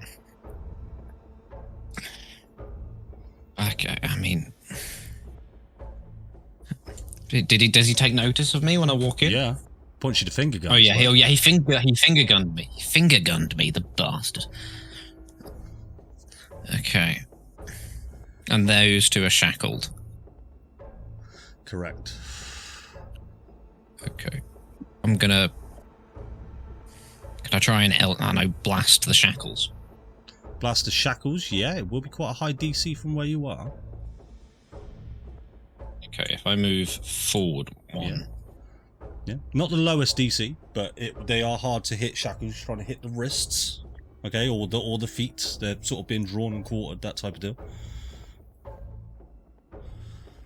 Drawn. Oh, I hope not. As in, they're literally held up and all 4 points being dragged. Okay.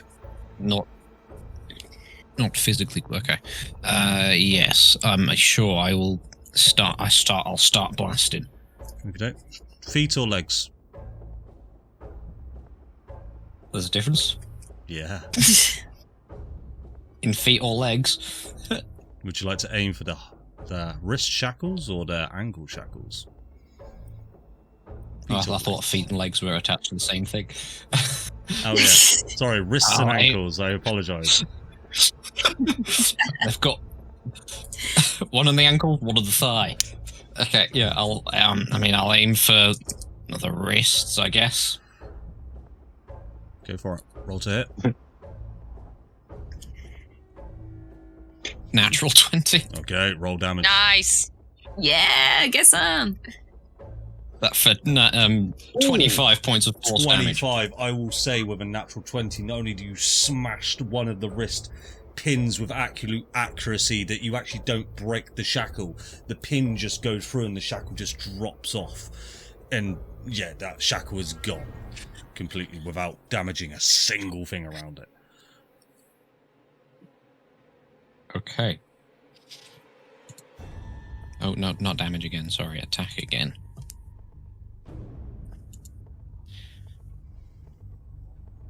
26. 26 to hit. Same thing, but obviously with less accuracy because it's less natural 20, but you won't harm anything around it, but roll your damage. It's high. That shackle will burst off. So you're aiming for the two wrists, so they'll sort of, the arms will sort of come down, but you can see they're still sort of levitating in the air in this zombie-like state where their feet are still being held, keeping them aloft. So you get the sense that they are just sort of wisping around now with the arms sort of flailing around. Which one, by the way? Jane or the other one? Violetta. Violetta. Probably Violetta, because I don't know if Jane's still evil. Yeah, good point. You will see Jane without her red eyes. It is just sort of zombie-like Jane. But as you do that, you will help everybody out. So the rest of you will see these walls just start to melt and fade and just go into the ground, and they all just go. And now everything should be revealed to you all. Hopefully. Can everybody see that? Yeah, we can. Cool. Anything else, Lucas? Apart from Vicky.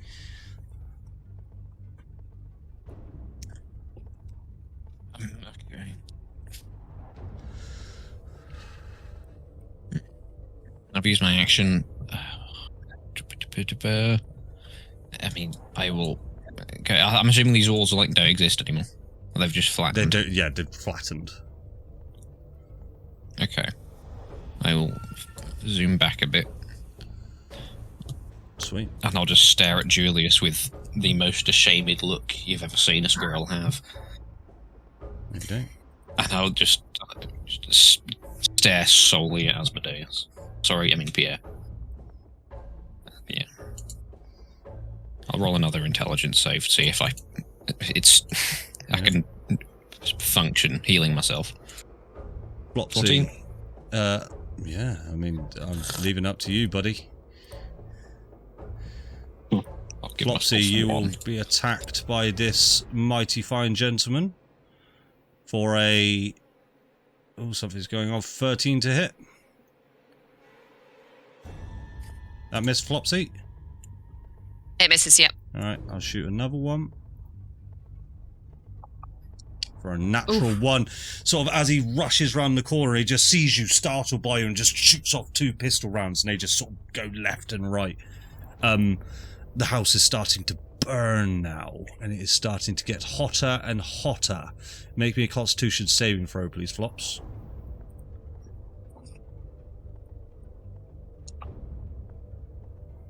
18. 18, that's fine. You're withstanding the heat. Your legendary actions have now... Well, your legendary action has now been refunded. It is now over to you. Excellent. On deck. Right, I'm going to look through the door. Out of interest, does Philippe look charmed? Does he seem charmed, or is he lucid? Roll an Arcana check.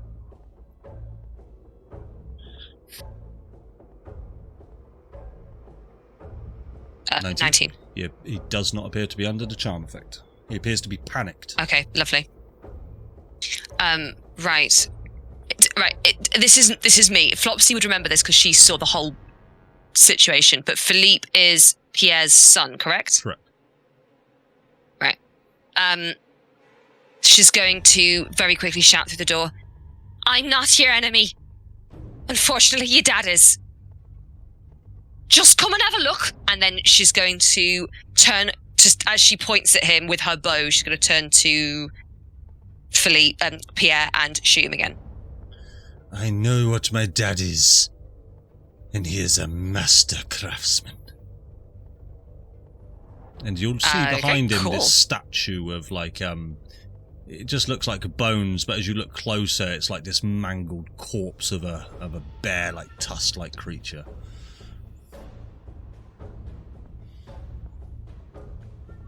Oof, 18. That'll hit. Oh, nice. Right, okay. And I do get sneak because he's technically engaged, right? No. Julius and Hugh are in this zombie-like state. I'm going to say no. Oh, fucking hell. 8. 8 points. But it will mean our constitution... yeah, you know what I'm trying to say. That will be a success. So he will keep his concentration. Okay, bonus action. Right, okay, so this is what I'm going to do. I'm going to very quickly, just flippantly, as I start running, "Your dad's a dick!" And then, And then I'm going to run. I'm going to stop you there. You will see a lot of children. You will see 1, 2, 3, 4, 5, 6, 7, 8. 8 of them all climbing down through this wall here that has been smashed open. And you will see then they take a look at you, and now they're not quite sure what to do. You will see Fia and Feo in this zombie-like state, much the same in this position right here. And you will see Violetta, Fio, and Feo. Okay, I'll see the kids, the ones that can, I'll say, "Run!" So telling them to continue going where they're going. What I'm going to do is I'm going to actually grab Julius by the collar in his, dazed, hypnotized state. And I'm going to bring him to my face. I'm just going to say to him, "He's the Lord of Lies. Trust me. I choose you and everything you are." I'm going to kiss him, and then I'm going to bonus action disengage. What, from Julius? I don't want an opportunity attack. It's a free action to disengage from a kiss, just saying. But if you want to disengage from the combat, yes, of course. Combat. So I'm going to kiss him. I'm sure basically whatever state he's in, I'm trying to get him out of it. The idea being that I've repeated the words to him that I have repeated several times over. Trust me.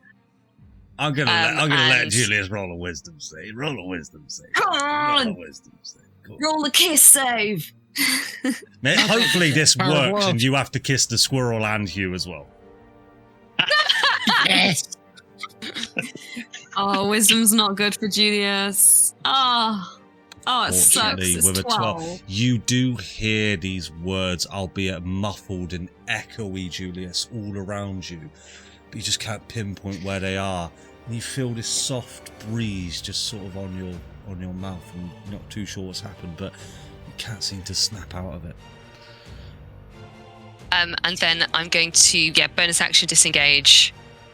And I'm going to move over here.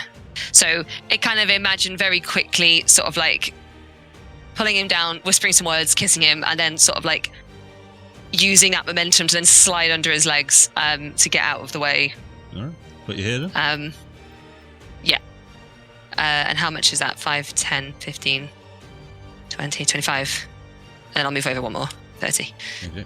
There we go. Just be careful. This whole area here is emanating massive amounts of radiating heat, just so you're aware, from the wall of fire. I am, so I assumed I'm not going anywhere near that area. Yeah, you're fine as long as you don't get within 5 feet. Julius, it is over to you if you're on deck. So I guess all the walls drop. You can now see everything. I can see everything. And I hear Mitt's voice. Did I hear what she said? In a muffled, echoey, you sort of heard it. It's almost like it was hundreds of feet away and whispered into your mind as if it was 5 feet close. What he'll do is he'll sheath his sword, and looking far, far calmer than he actually feels, because inside he's like, he'll just walk right. I can step over these walls. Yep. I'll go over to about here. I'll give him a big kiss. No, not really. Make a wisdom save. Oh my. He just leaves the illusion. He's like, sweet. let's go. No. He'll try actually really hard not to look at his mum and his sister. He'll just say, what do you want? Pick one.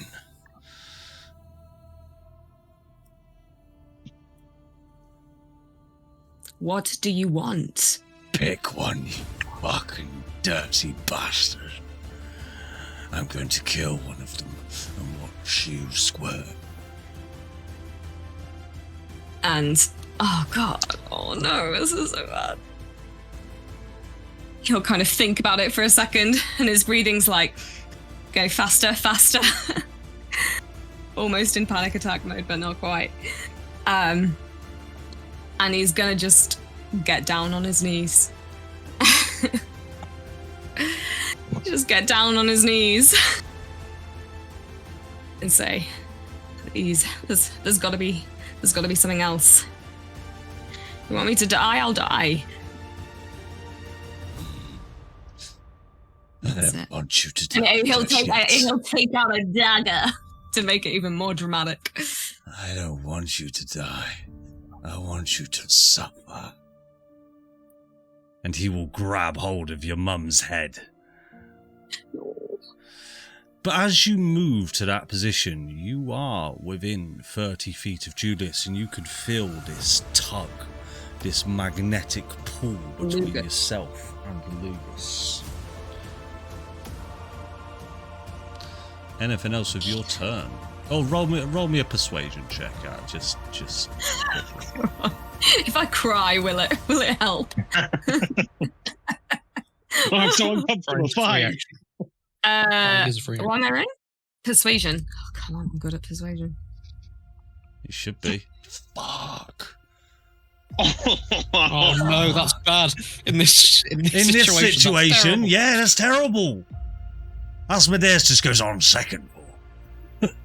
Oh. Go on. He'll look at the dagger in your hand and he'll say, go on then. Do your job for me. Go on, do it. I'll let everybody go. Oh, insight check. You don't need to. With a persuasion of 34, his eyes are glowing. He's like, you've just persuaded a god. He wants to see you do it. I'm putting it on my CV. Persuaded a god. Oh, he'll glance around the room really quickly to whoever he can see. Lugus, Jane, and last of all his mum. And he won't say anything, but he'll just mouth, "I love you." And I'm gonna into me. Okay. Right into the sternum. I do need to ask this mechanically then. So there is a thing around this. So I don't want to ask you this question because this is based off of a nat 20, but I do kind of have to ask you.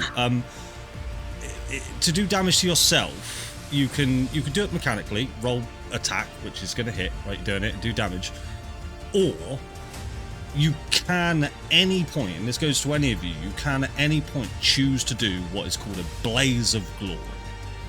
And that is to end your life to do something cool as shit. But you are signing a contract to end your life. If you filled at the moment and above the table, I don't feel this is a moment that requires a blaze of glory, but you are your characters. You have full agency over your characters. So mechanically, is this a blaze of glory, or is this a would you like to do damage to yourself and do it mechanically?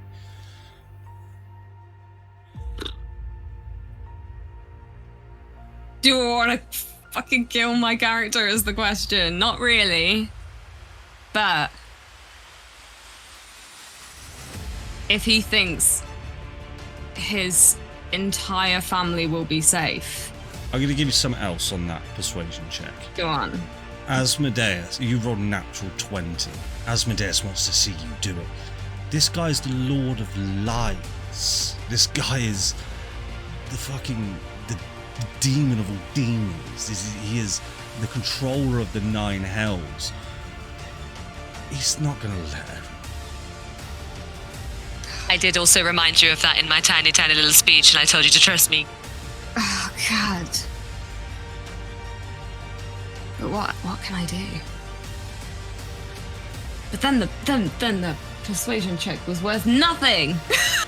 You got a reaction out of him, is what you got with a 20. I don't want to see Blaze of Glory character. Not in this instance. I don't want to play the Glory my character either. Ask me in 3 rounds' time. Okay, what will he do?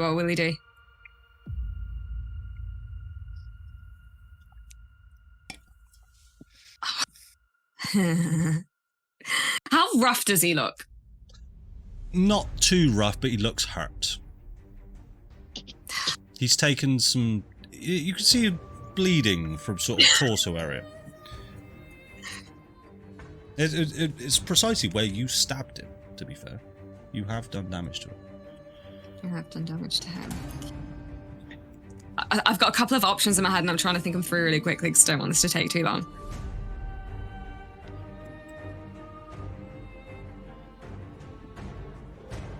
I'm trying to think if I can stab myself and try and make it look like I've died. To try and trick him, but then he's not going to let everyone go anyway. We don't know. I might be able to help with that. Like, with our bond, I can do the reaction, take half the damage. Yeah, I don't really want to. Okay. It's a little bit rogue. It's a little bit rogue. Okay, this is what I'm gonna do. So I'm gonna try and deceive the Lord of Lies. Because that would be cool as shit. So he's gonna take his sword and he is gonna make it look like he's stabbed himself. So he's gonna do enough damage that like there's blood, right? And then I wanna try and do Offensive flourish. Performance to try and make it look like I'm dying. I will need 2 checks of performance and a deception.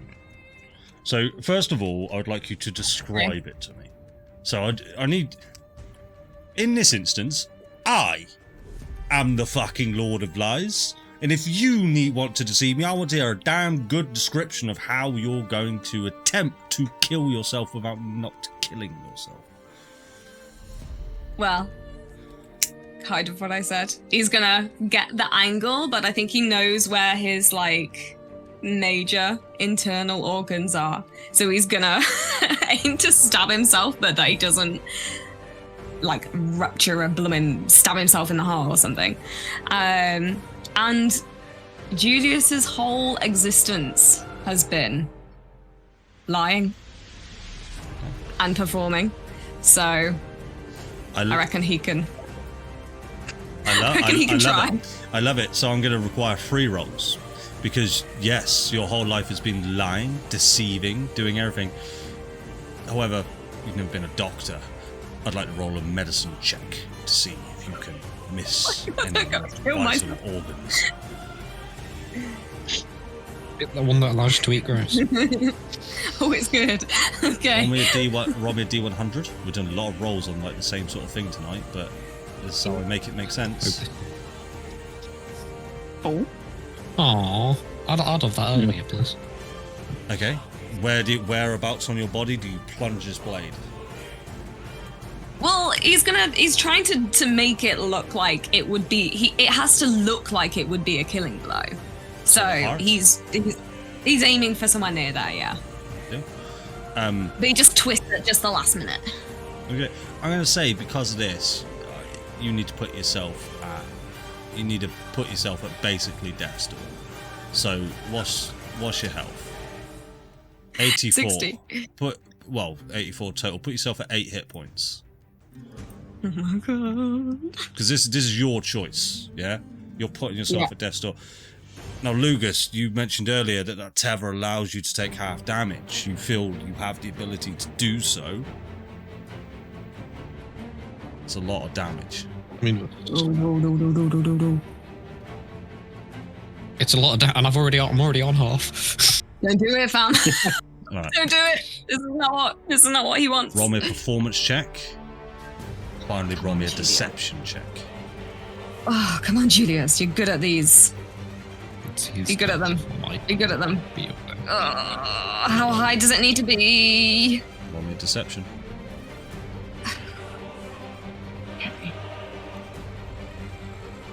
Okay, right. I'm gonna use my heroic inspiration to re-roll my deception. The deception. Yeah. Come on, Julius. Don't be shit. Please don't be shit. God damn it! As you plunge this blade into your stomach, the pain just racks your body, just absolutely racks. Lugus, as much as you didn't take any damage, you feel the intense pain coming from Julius. These tears start to roll down your eyes, and the Lord of Lies just bends down and looks at you and just goes, a little bit to the right would have done it, you fucking cunt. You did not manage to deceive the Lord of Lies. Oh, it would have been so cool. Never mind. I reckon that's it. Okay, we will go over to Hugh afterwards. Legendary action. Okay, sorry, Hugh. She chooses to use it on your turn each time. He's fine. Get me out. Right. I'll just. Oh, fucking hell. That one. Little miss, sadly. As you pull the bow back and the arrow just falls out of the string. Okay, those. Yeah, Okay. Oh, sorry. No, carry on. So, I have a question. You always The do. walls.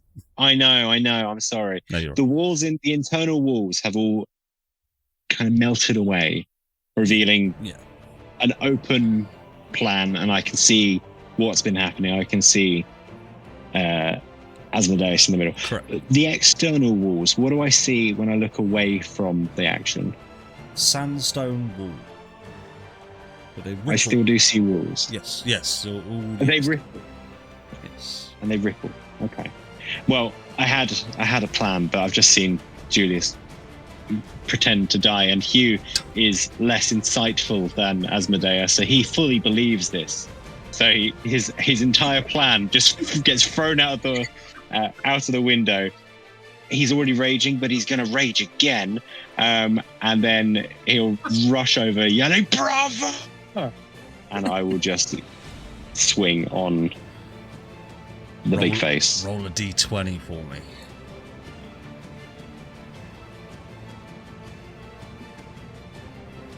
You now have access to one legendary action and one legendary resistance as you start to fly in like this.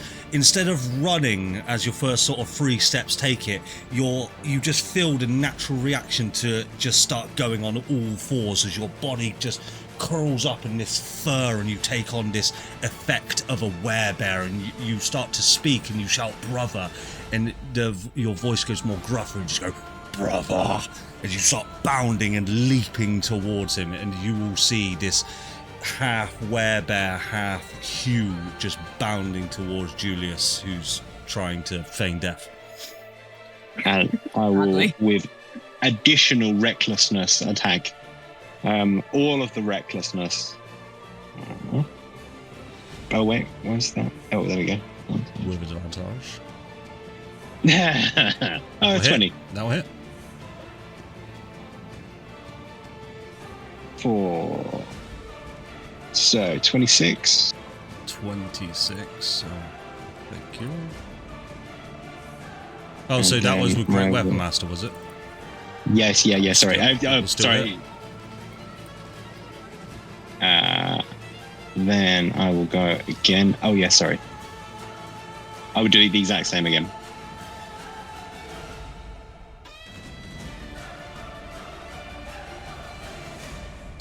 So Great Weapon Master, that'll hit.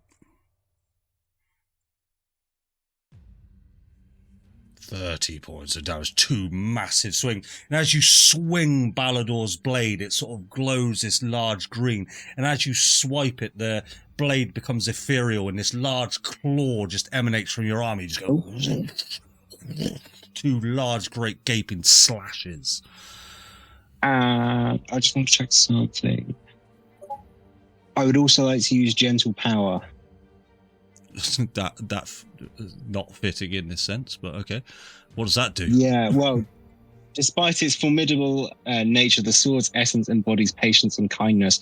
When you hit a creature with the sword, you can choose to spend 1 charge to deal an extra 9 radiant damage. But the creature must succeed on 2d8. But the creature must succeed on a whiz save or be charmed by the wielder for 1 minute.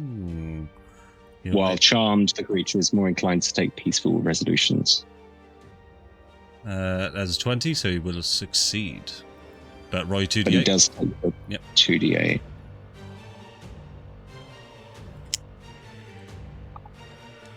Cool. He is now looking very hurt. He is not at death's door, but he is looking very hurt. Andy, out of interest, am I seeing anything that would correlate with what's going on? Yeah, so you will see Pierre in front of you. He's sort of orchestrating, but then he'll get thrashed to the left and thrashed to the right, and these large gashes just sort of appear on him. But he doesn't seem to care. Like, he's not squealing in pain, he's just going, ah. He's enjoying it. And what about Julius? Oh, yeah, you will see a large pool of blood just pool out from Julius's chest. 'Tis but a flesh wound. And when can I take legendary actions? After another creature's turn. Fantastic, thank you. I'll end my turn there for now. It'll be over to Jane, who cannot do anything right now. It'll be over to this bodyguard. Where are you? Oh, fuck, he's miles away. He'll move to there. Be over to Asmodeus, who... Oh, are the children running out of the room, by the way? The ones that can. Oh, yes, we got to Jane. Yeah, you'll see the last of them sort of drop down, the others catch them, and they start to scamper down to the floor below. Cool. But there are still Faerûn, Violetta and Jane still in a room with you. Okay? Okay, I can't. I'm the worst zombie character monster. to possibly be stuck with a load of zombies right now.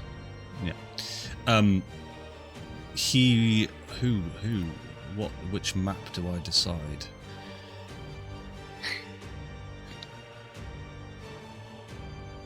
Doesn't care much for you, Flopsy, really. Yeah, he'll target you, Flop. No, actually, no, he won't. He'll take Violetta's head and he'll just say, Julius,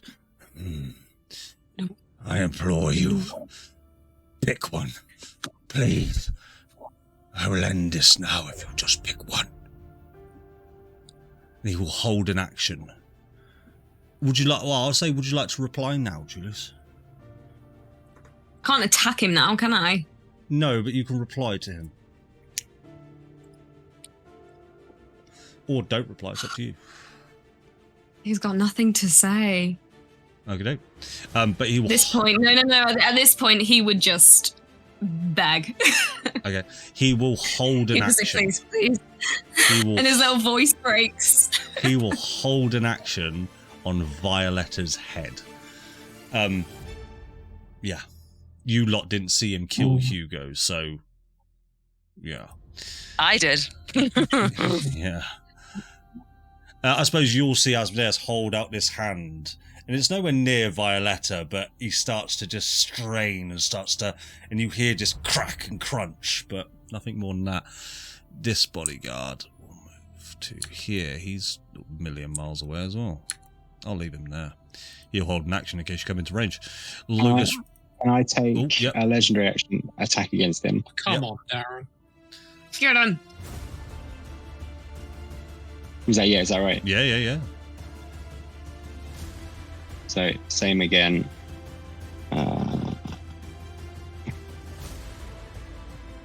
Okay. With advantage, mate. They were reckless. Oh, Yeah, I'm reckless. it was. That's right. Technically, it's not how it works because it's a legendary action. Players aren't supposed to have legendary action. That will hit. That'll hit. Are you rolling your phone? 17, so 20. Is this Great Weapon Master? Yes, it is. Oh, we'll Yeah, miss. everything I'm doing is just. We'll miss on Great Weapon Master, sadly. Yeah, Sorry. it's fine. Lugus, we're over to you. I'm just gonna. Lugus, roll a d20 Luna, you're for not me. helping. Oh, okay. 2. Don't give D20 rolls to the man who's been rolling terrible. Lugus, this tether between you and Julius starts to wane and starts to crack. But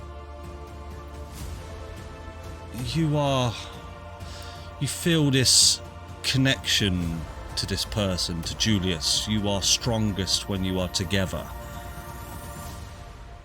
You also gain a legendary action and a legendary resistance, and you're not sure where this power is coming from.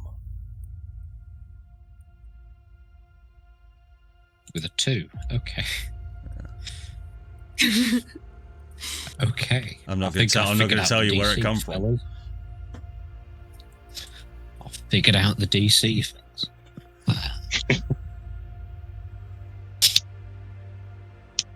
I mean, lordy lord.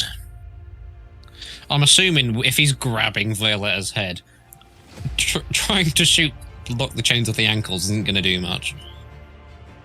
You get the sense that at any point he is going to crush this person's skull. Okay.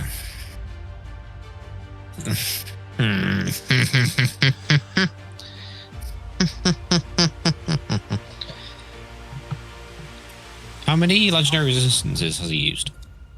One, well, you wouldn't. It's an above the table thing, legendary resistance. He's used one. Oh, sorry. That's fine. He's used 1. So one would assume he has more than 1. Okay.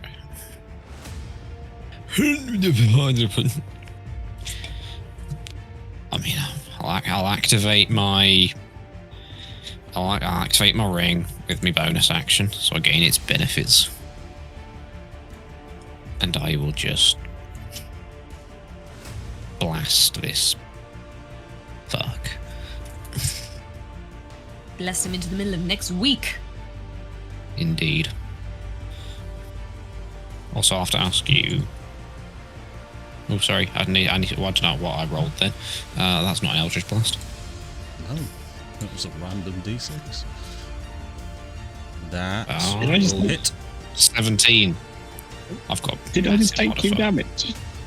No. No, you didn't. Don't worry, I took like 25 earlier as well. So that's 6. What is it?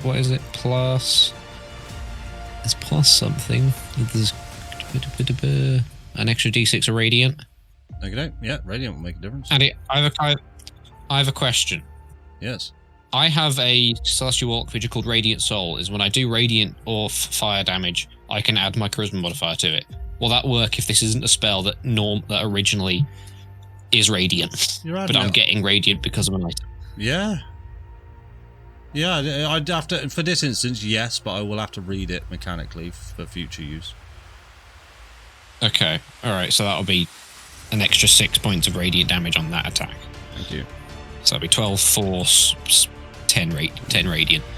So for the next beam...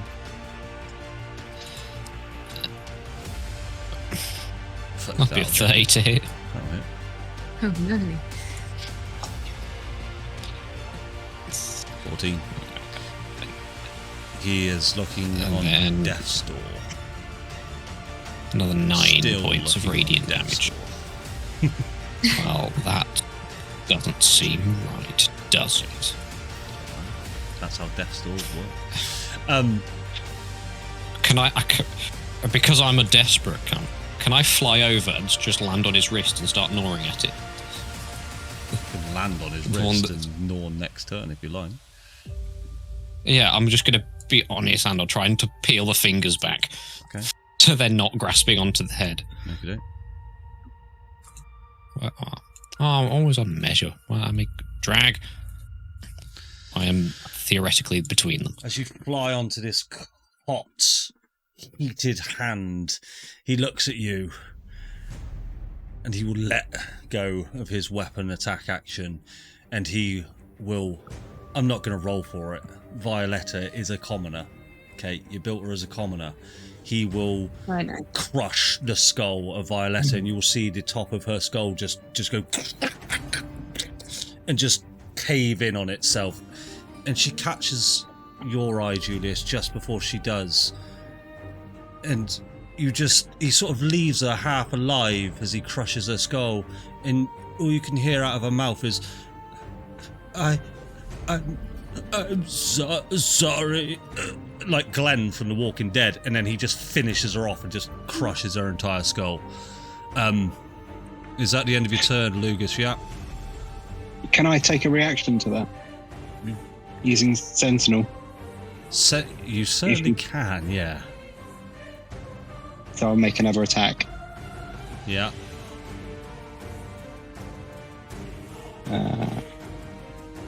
God, that's fucking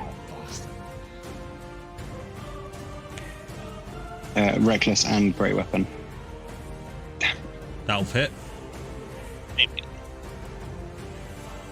me see. 23. As this claw describe it for me, Hugh, in your Baldur-like state. Yeah, he will rear up and then just kind of like chest open wide and roar, and with kind of pure bestial carnage, just hoping for a clean decapitation. If he's attacking her head, I'll attack his. You will see him just stare in your direction with blood just all over his face from this head that is just sort of exploding in his hands. And as your blade slash claw sort of hits him in the neck, he just goes, just starts poking his tongue out at you, and you manage to just cleave his entire head off. But as you do, it takes a couple of hits, and he's just laughing at you all the way. And the head just starts flying off, and all of you in this labyrinth just see black for now, as all of it just fades away. Violetta's body just sort of melts into the floor, and Jane is just left there, sort of hanging in front of you all. We'll move on to Philippe, who will head into the room. Say it will hold an action for now. Flopsy, it is over to you. Catching Philippe coming into the room. She's going to, again, pointing with her bow, just turn to him and say, "Does this look like a master craftsman to you?" And then she'll try and shoot again. Go for it. It's the only thing she can do. Actually, before she does this, she's gonna search again into this darkness. Is there because she's seeing, I'm assuming Violetta is now crumpling to the ground in the room, and Julius is, she's not. Nothing's changed Interesting. From your perspective. But Julius is bleeding, which is concerning. So I'm gonna just search through, just as I'm readying my aim. I'm just gonna search and just pray. Is there anything else that this echo can give me? You will not feel any more that it can offer you. However, I'd like you to roll a d20. As you feel the Argon shards in you start to muster. Ooh. Just like they did in the house. 9. Roll a Constitution saving throw. Legendary resistance. Ooh. Darn you. You feel these Argon shards start to twitch and crack, and you feel they're trying to defend you. But you manage to just sort of reach within and just almost ask them to wait. And they just sort of calmly separate out and just lie within your chest. Fair play. Well, I'll tell you what. Just for clarity, roll the Constitution saving throw, because legendary resistance only use if you fail. Do you know what I mean? Okay. Oh, look at that! I failed. Yes, you fail. Just to make you aware, you can do it after the roll. Cool. So I'm just going to try and shoot him. Again. God, I hate not having advantage. Yeah, none of you. And it's actually steady aim.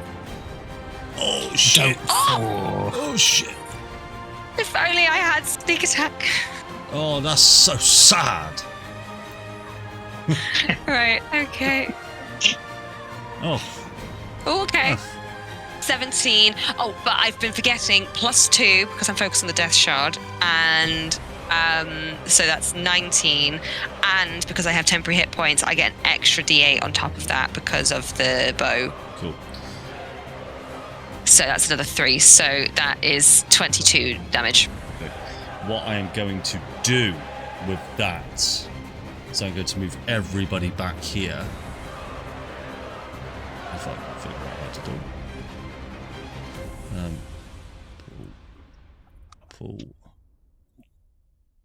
Pull. Everybody should be back in the room. So as you guys the room starts to sort of shimmer and shake, and everything rushes towards you guys into view, and you're now within this burning wooden room once again, and you feel that you were levitating in the air, but now you find your foothold. Everything feels a bit hazy, but at this moment you see Flopsy loose her bow. The arrow gets sort of stuck inside of Pierre's face. Lugus, at this point, would you like to take your legendary action?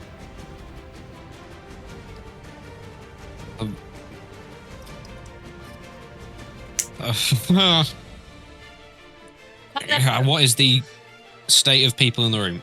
Specifically, what does Thea look like, and the other children? What does the floating need to make be? a perception check. They look fine. Are they lucid? Are they alive? Are they as confused as us? I was going to say everybody is all sort of zombie state. This is you act like you coming to first. Okay. I keep being given second chances, and I will. This isn't a second chance. This is you. I wanted you to use your legendary action point. Oh, okay. Yeah, sure. I'll guiding bolt the fuck. Couldn't have done that before I lose the arrow. Well, I'm sorry. I was somewhere. Pew! Oh, that's a good roll. That'll hit. See, my guiding bolts hit. They fucking do every time.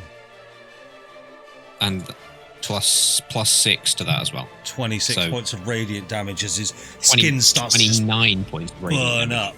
And he's got these flames emanating from him, but they turn this golden radiant yellow, and he just looks and just goes, fucking sickening. And the rest of you come to now, and we will head on over to Julius. It is over to you. With this blade still stuck in you, what are you doing? Yeah, I feel like Julius drops to his knees right away because he had the brilliant idea of stabbing himself.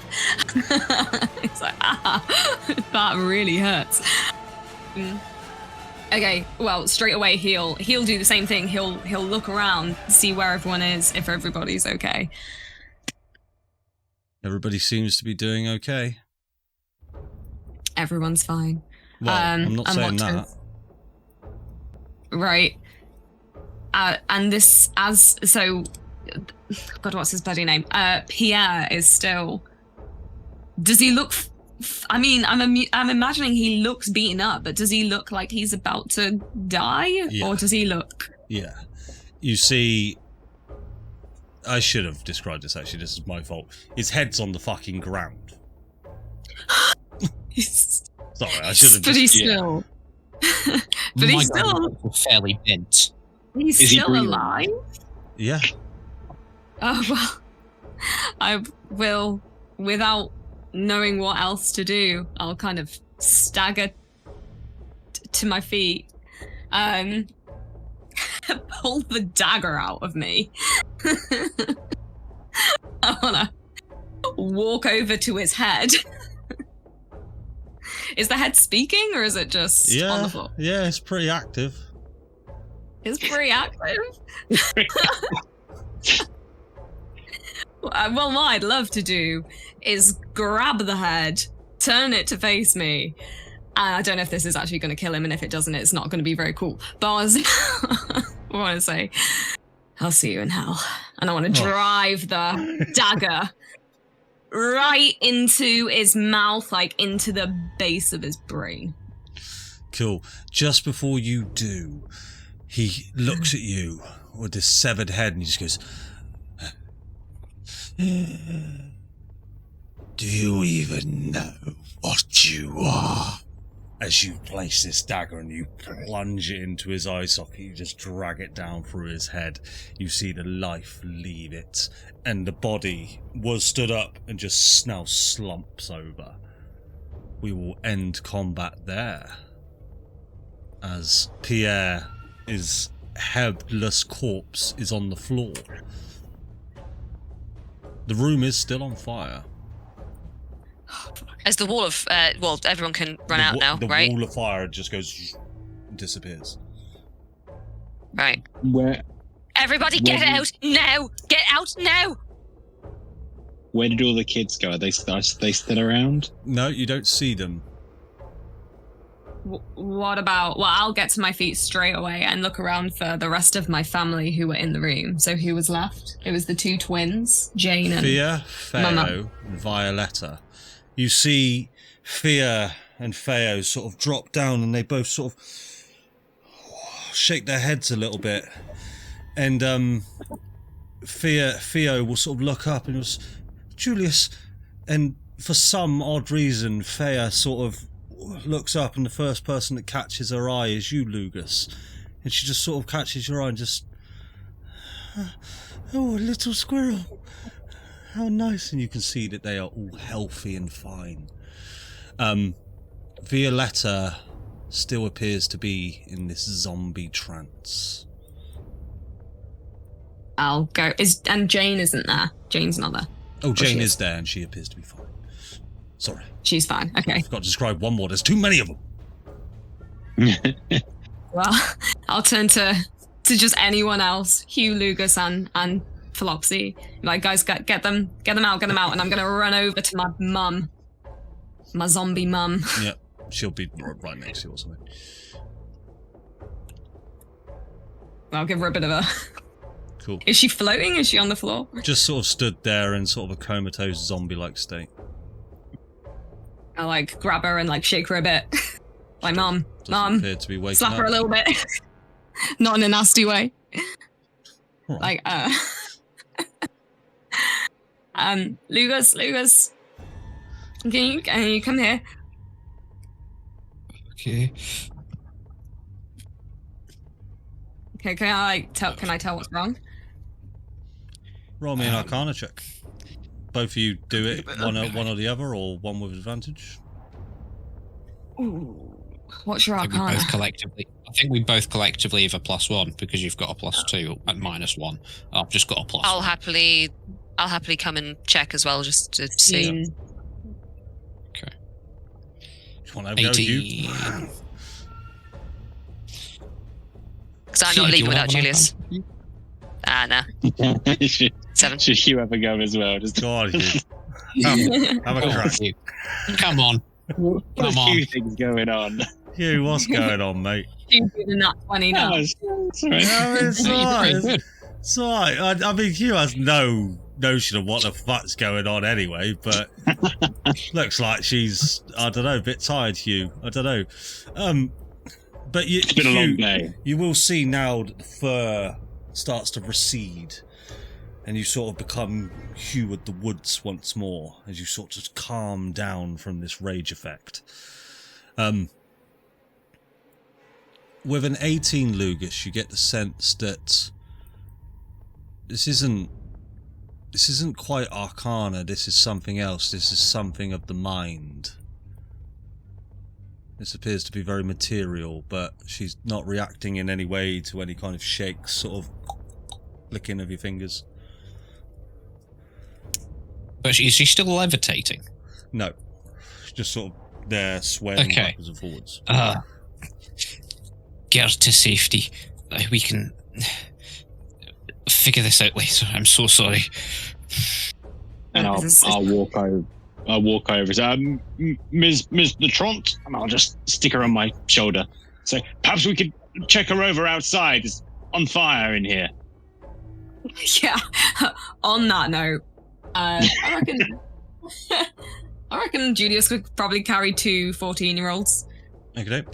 Just before you're about to pick them up, that is an action from all of you. So Philippe will rush in and try and stab you, Julius, but you'll see tears in his eyes as he'll rush over and just go, "This is for my fucking father!"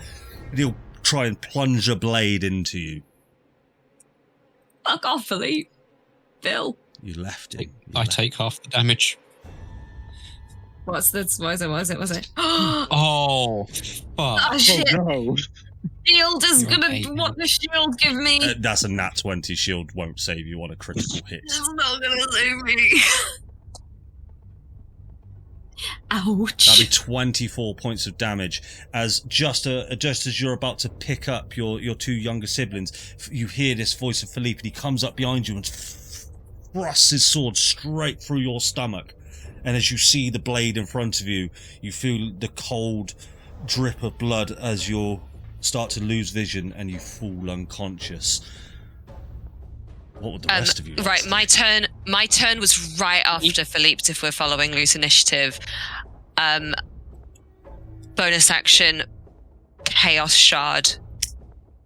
I am just going to let out a scream, and an explosion is just going to emanate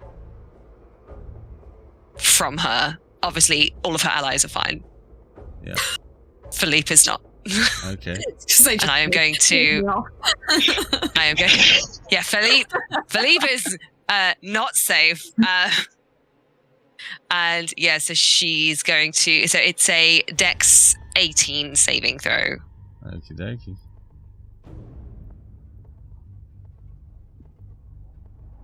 Not 20. Oh my God, Fuck. Philippe! This What guy. you doing? This This guy. guy. I mean, Right. He's a ninja. Okay. They take half damage instead, so that's fine. 1, 2, 3, 4, 5, 6, 7, 8, 9, 10. All right. Cool. So this argon explosion, you sort of curl up in sort of this standing fetal position, and just let out this large arcane blast that fills the room. Hugh and Lugus, and not Julius, sadly, feel this erupting aura, and you can see these orange, green, and blue sort of mists just swirl around you, but they don't cause you any sort of damage. They just hit you, and this all happens within about 6 seconds. The whole room fills with this fluorescent sort of multicolored glow, and then it surpasses, and you see that Philippe sort of takes a large burn to the side of his face. Hugh, Lugus? I I've am still gonna got a few then. seconds. Can I? As I just move, I'm gonna scream, let out this burst, and then I'm gonna stand over Julius's, I'm assuming, fallen body now. So I will be like on his square, but I'm above him. Yeah. And I am just holding my rapier out to his throat. Lugus? If I've still got a few seconds left of my ring being active, Yeah. probably I'd like to cast Hold Person on Philippe. Sure. And I'd just say, fuck off, your dad's the devil. You're still me dad. I thought, Can't get. Let me roll another nat 20 in a row. Oh, no. Fails. You see him he just goes, all of his muscles tense up, and he is now held and paralyzed. okay, I see. Let's flip it. I always hold bonus action healing light on Julius. Cool. Do that and heal it up, but Julius, you sort of just go, come back with this large gaping wound and blood just dripping everywhere, but you are now conscious. You are within 5 feet of him. I just don't want to place you over the top of someone else's token. Heal yourself for 22 hit points. You heal. Holy moly, thank you. Don't worry about it. Very. Flopsy, did the other children make it out? She is just gonna nod. She's not saying anything. She is staring Philippe in the face. If a survivor Rapier can right, kill them, pointed right here. Auto crit in 5 feet, by the way. Anyway, You see Fea just sort of looks to you, sort of on the same level as you, Lugus, and she just puts out her hand because you're the closest creature to her, and she looks very, very scared, and she just reaches out her hand to you.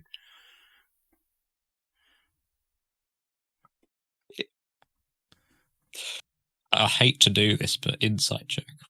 Oh, the fuck! It's like tricking a child. Well, actually, I do that all the time. Go on then. I have been screwed over by too many children. by trusting Literally, the them too moment easily. the moment Fanny turns Condition up of the all that woman. money. Ow. Just half a second to see if there's an evil glint behind the eyes. There's no evil glint Hopefully. behind the eyes. Cool. Nice. You I said that jump about the into last her child. arms and- Yeah, exactly. That I was a jump cop. into her arms and give her a hug. She just holds you tightly, and she just goes, "We need to run. Is my brother okay?" Yeah, I'm great. Fine, don't worry. Maybe fine. I'm pretty flippin' good at healing, and I'll telekinetic push ourselves towards an exit. Which way are we going? It's up to you. Over here in the corner. Oh, yeah, okay. You both And jump down there, yeah? I'll jump down there. Yeah. Okay. I'm You land- in a child's arms. Oh, the child's carrying Somehow. you.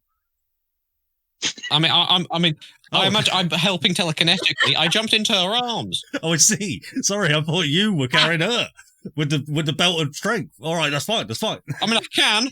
No, Yeah, no, no. I can. It can be a team effort. Group No, I effort. prefer it the way that she's carrying you. Yeah. I've got a mum over my shoulder. I'll hold out a hand. So I'll hold her hand. She can hold you. This way. Very good. So Hugh dropped on that. Julius, what are you up to? Oh, Jesus Christ. You sort of gain consciousness and you see Philippe now in front of you. And as much as he's paralysed, I'm going to let him talk. He just goes, "You Trent, you Julius, you are scourge. And you are fucking nothing. Nothing." So mean. Oh, once again, drag my sorry bleeding ass up off the floor. Who's left in the room in terms of family? Hugh's got mum. I'll say Jane. That's it. Jane's Theo. there. Theo. Okay, cool. Well, I'll see. Oh, presumably Flopsy Tell you moves what. aside. Tell you what, no, Jane. Oh no, Flopsy is not moving. Jane's on her action will move to. She'll just sort of sit there and give you a nod, like she knows what flanking means. You don't need to. He's paralysed. It's automatically. Still, it's the thought that counts. Oh, let Jane have this one, all right? Sorry. That was Adam talking about mechanics. I'll let Jane have this one. I don't know if I want trying my to help. 17-year-old sister to murder, but like, I'll go over to fucking Phil, and all I will say is, Your family is fucking scum. you know, you always were really small, Phil. And I'm just gonna. Good faith. I'll grab Theo and grab Jane by the hand and limp off towards where the others are going. How long does hold person last? Up to a minute, I believe. Full minute. Yeah. Okay. How So much time will it take for the room to? I'm assuming we're still in initiative as we're taking. it will turns. take So less. hopefully, It will take less than 10 rounds for this building to burn. Just so you're aware, Julius. I know. yes. That's fucking Nice. diabolical. You see, you hear the voice of Asmodeus go, "Fucking diabolical, lad." Oh, fuck. They don't really. Okay, head towards where you guys want to go. I'm still Yeah, pointing my sword at Philippe. I have not left. I know that Say. too. So yeah, it's just you guys in the room. We're on the last actions now. Then, so how would you like to? Has Julius left the room yet? Yeah, I guess. Okay. Yeah, he was Has Jane left the room? literally walking away. Then you lose your flank. Okay. Still paralysed. Right, this is what I would like to do with my rapier. I would like to slowly sink it into his throat. That's an auto crit. And auto stick. Oh, rules, Lyra. Yes, it is. We're not going to roll a hit. We're not going to roll damage. But please describe how you take down Philippe. So as I say, I am going to slowly drive it through his neck, my rapier, and as I kind of move closer to him, I'm going to grab him by the side of his face. And then so this is what I would like to do. You tell me if I'm misinterpreting it. I'm going to refocus back on that darkness. And I'm going to hope that my eyes kind of flash black. With the power of whatever Raven Queenie shit is going on right now.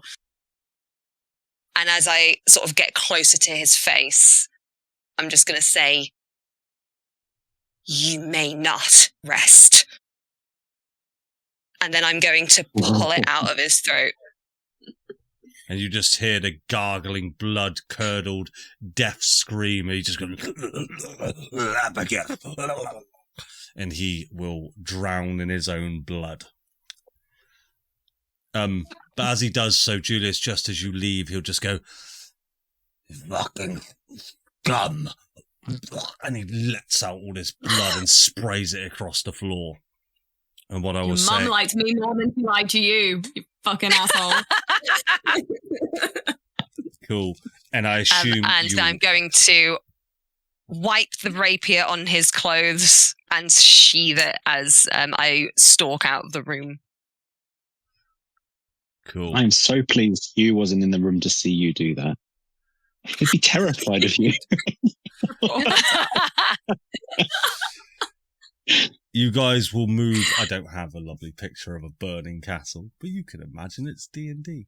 As you guys walk out of this castle like a fucking load of bosses as it burns behind you and crumbles and sort of implodes in on itself, you see a couple of the guard sentries that have been walking around just seem to appear to be on the floor unconscious. The gate is currently been smashed open and you guys walk out and everybody in the town appears to be fully unconscious.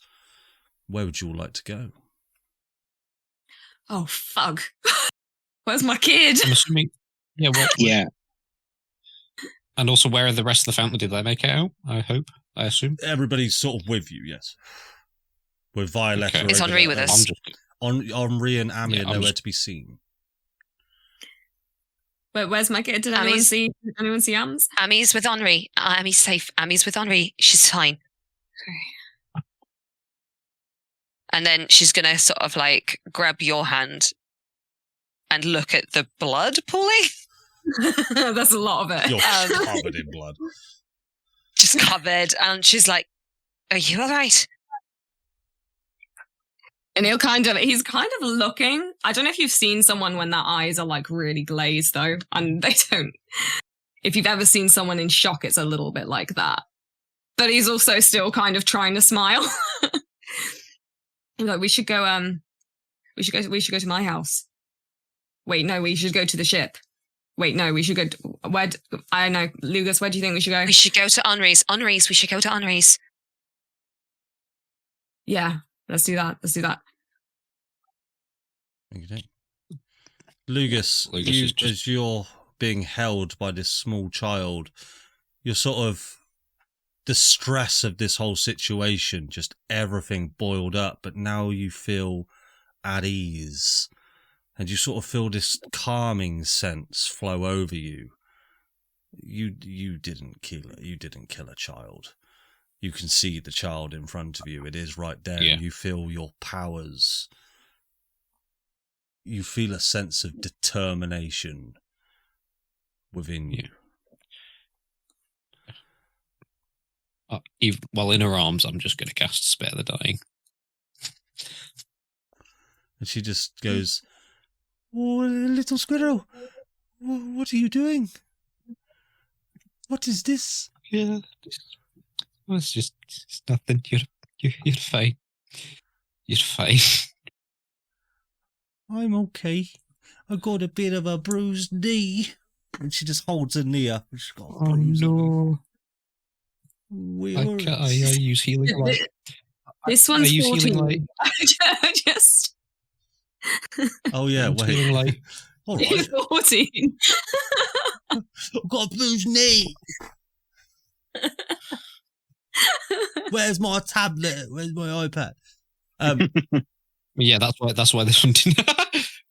Yeah. So How this many- one didn't run away? How many family members are with us? fuck me. Oh my god. Let me count. All of them, I would presume, except Ami. Is all of them. Everyone. 1, 2, 3, 4, 5, 6, 7, 8, 9, 10, 11, 12. Jesus Julia, Christ, that poor woman's 12, is that-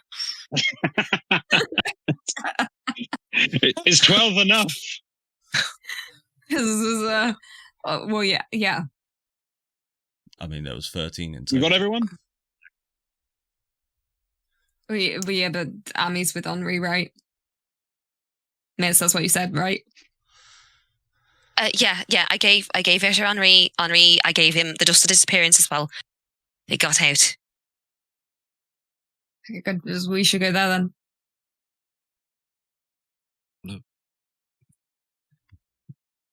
Okay. Ending him or something if you've got the spell slot.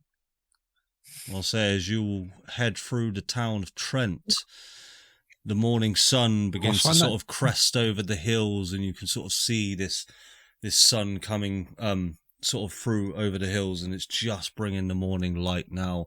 And you can see everybody in the town is just unconscious, but they begin to sort of wake up and look around and look dazed, and they all just sort of staring at you as you walk down the central road. And it is worth mentioning. Ginger cunt? Yeah, he is. Yeah, you just managed to pass him. But what I will say is, just in the distance, in the very, very far distance, thousands of feet away, you still see the big, large beacon in the sky, almost boring a hole into the divine lattice above. But you do see Lugus, the ginger cunt. He hears a very gruff Scottish voice in the back of his head saying, "Fuck you and everything you stand for." And you just sort of see him go, start looking around. This is your conscience, by the way. You're a bad man. He just starts to cry. And you... I don't care. And if there's nothing else you guys would like to do on your walk, you will make it back to the farmhouse. It appears to be empty. It appears to be in its abandoned nature. You see all of your pieces of paper that you wrote your heist plan on. It didn't work. You retrospectively look at it and go, again, my part of the plan, perfect. Well done. Oh, that's what we were supposed to do. I was team backdoor. But you do see that there is a pot, the fire is still burning, and there is a pot of water boiling on just over the lit fireplace. Is there somewhere comfy I can pop your mum down on? Is there a bed? There's a bed upstairs, yeah. I'll go deposit your mum. I'll come with you. I'm going to be shouting for Amy as we go through the door. Henri, Amy, like alternating. Yeah, and I'll say, Julius, just before you pop upstairs with Hugh, sort of Flopsy calls out, and you feel a hand press onto your shoulder, and she's taller than I thought. And an even tinier hand grab hold of your tiny little finger, and you'll hear the voice of Henri just say, "Hello, Julius," and a sweet little faint voice, "Papa, is it you, Papa?" And I'll say, they don't know how to do it, but the dust of disappearance will wear off because it took you exactly 10 minutes to make your way here.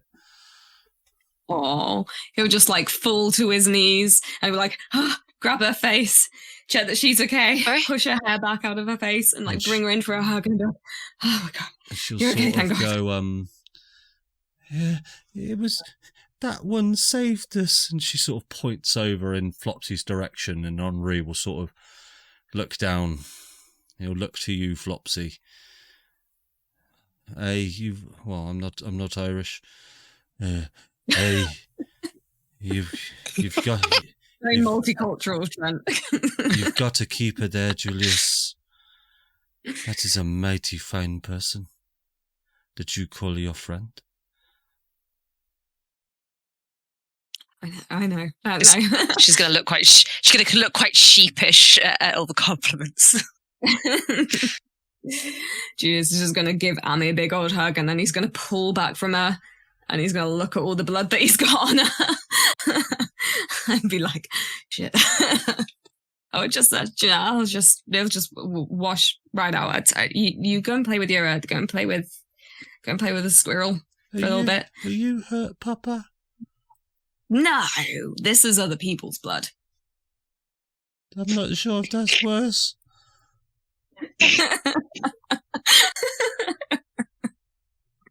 And he'll just kind of shakily kind of get up, and he'll follow Hugh upstairs to his mum. Okay. Flopsy's going to sort of like take Julius's place next, like where he was with Amy just a moment ago. and she's going to sort of like hold her hands in hers and just kind of put her forehead on hers as well.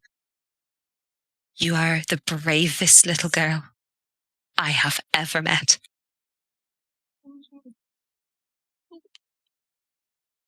Thank you. I was really scared in that lift thing.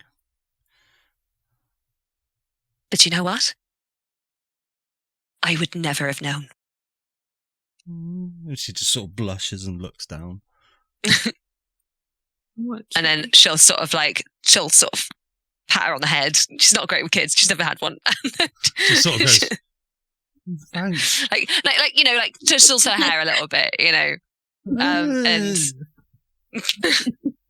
and then we'll follow Julius upstairs. Cool. So Hugh and Lugus, what are you? Oh well, Lugus, what are you up to? I'm sticking with the children. You'll see that they're sort of dance, squirrel dance. Yeah, I was going to say Julius did say play with the squirrels, so they will sort of get this sort of chaotic look in their eyes as they all look at you. There's fucking loads of them, Lugus. But at this point, if we weren't so late in the night, I'd ask you to roll initiative. But at this point, they will all start to charge you. And if depending on if you would like to resist, they will chase you around the building.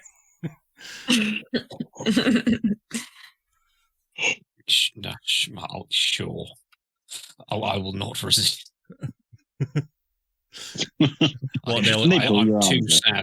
I'm too sad to resist. Roll me an acrobatics check as they attempt to dogpile you.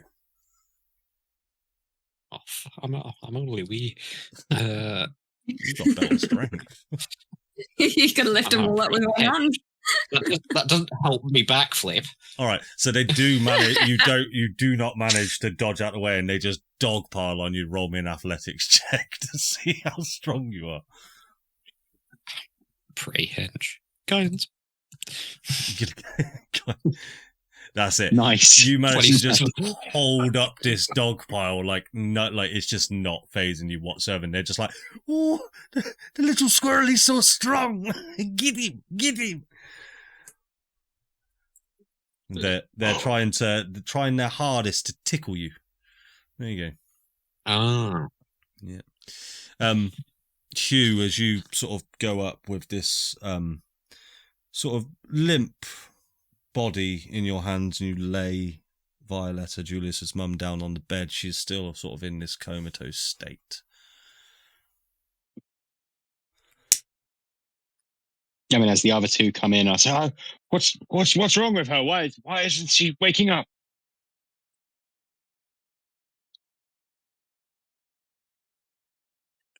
I don't know. What happened? When I arrived in the room, you were all just zombies.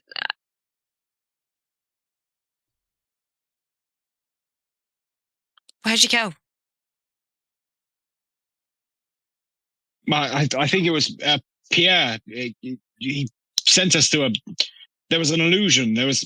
I don't really know. I don't really understand. But we were there, but not there. Lugus would be better at explaining this sort of thing than I am. No, I think I get it. Like, you were physically here, but your mind was somewhere else, yes? Yeah, there were walls, and the walls disappeared, and then Pierre was there, and then we came back. But he hurt Violetta. If I sort of look over her body, does her body look fine? Like, unharmed? Yeah, it does. And yet it's anything mental. It's just there's no response. Like if I hold her hand up above her face, for instance, it just flops. Just flops down, but you can see that she is breathing, and she has a pulse. Will you guys will you just give me a sec?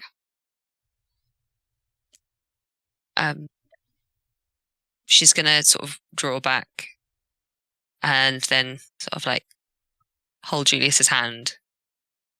Take your time. Okay. Yeah.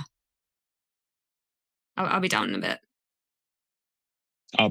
I'll put a kettle on. If you want my opinion, Julius, her body's fine, but I don't think she's there. And then she's just gonna kind of slink off out of the room.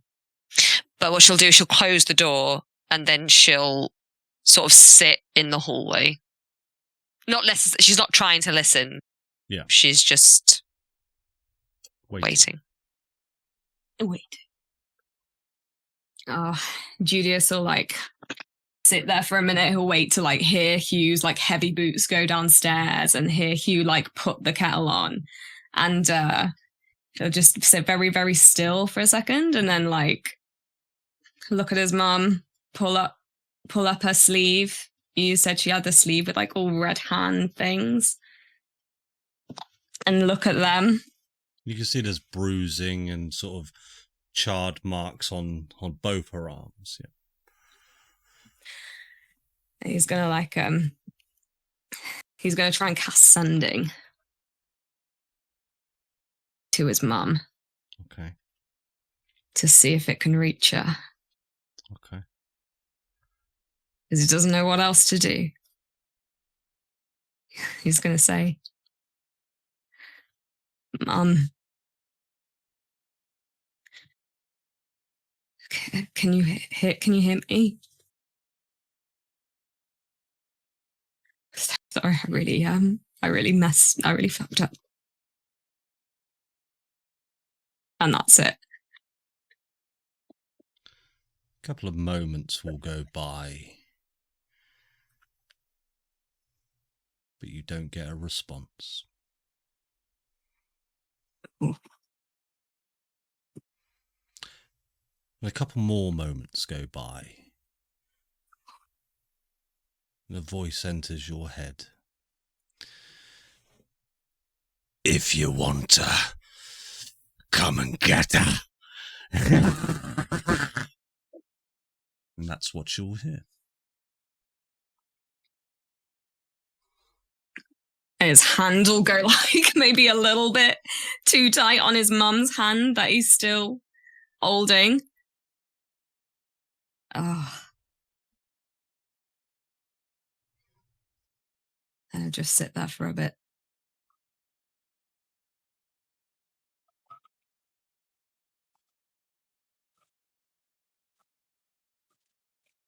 But no.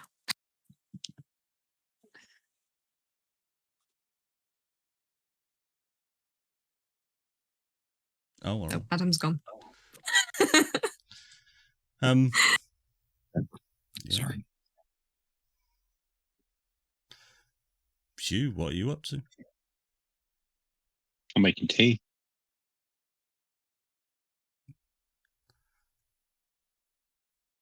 I don't know what to do.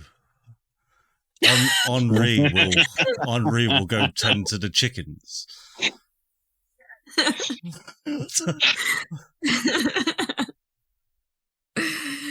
And then I'll go to hell and I'll kill Asmodeus again. Yeah, you I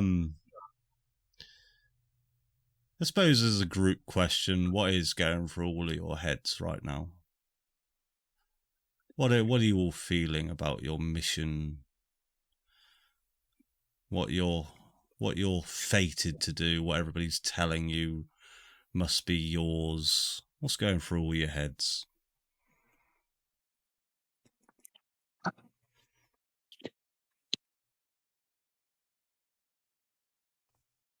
Well, Hugh is making some tea.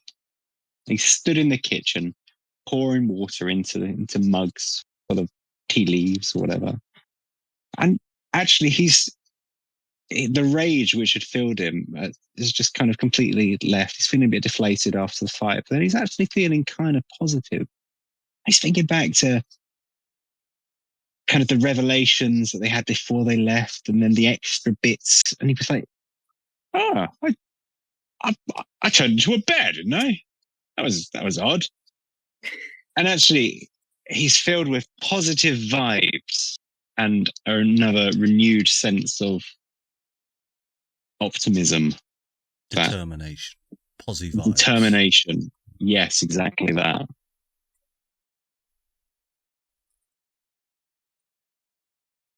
Flopsy? So as Flopsy's like sat down on the floor waiting for Julius to come out, she's thinking about, well, a large part of her is thinking about him and her reaction to when he fell, and even more so the reaction where she basically like killed Philippe pretty coldly. And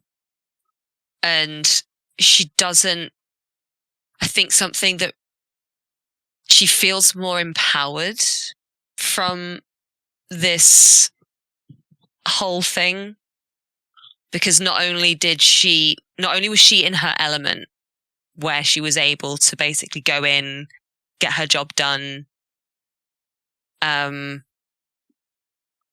She's discovered a part of herself that seems to be able to keep the Argon at bay, as well as also seemingly being quite powerful in and of itself.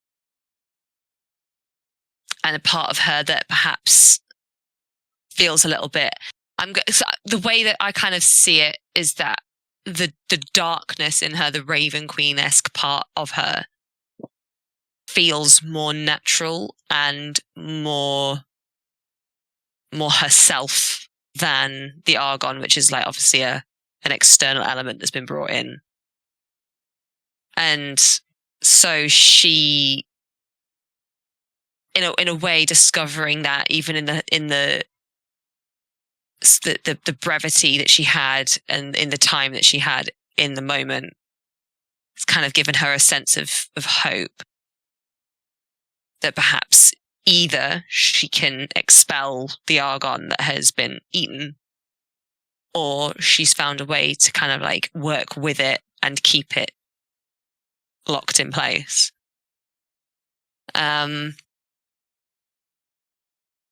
then she's also, there's a part of her that is also coming down from the sheer panic of seeing Julius fall to the floor, and that sort of like visceral reaction that she had to that. And she realizes that perhaps while she knew she loved him, it's perhaps a much deeper feeling than she had ever anticipated.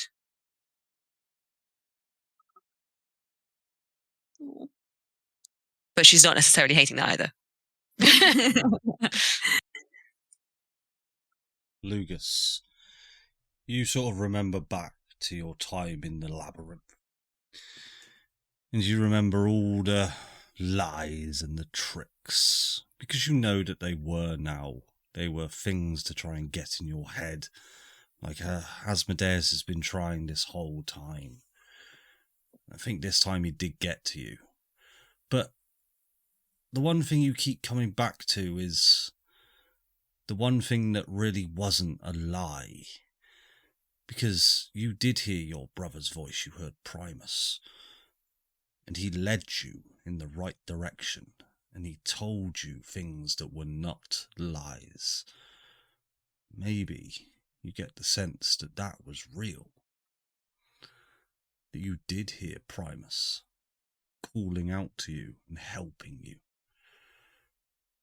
And you remember him saying that he was in the Hells, and that's how he was communicating with you. But what would be your thoughts right now, Lugus?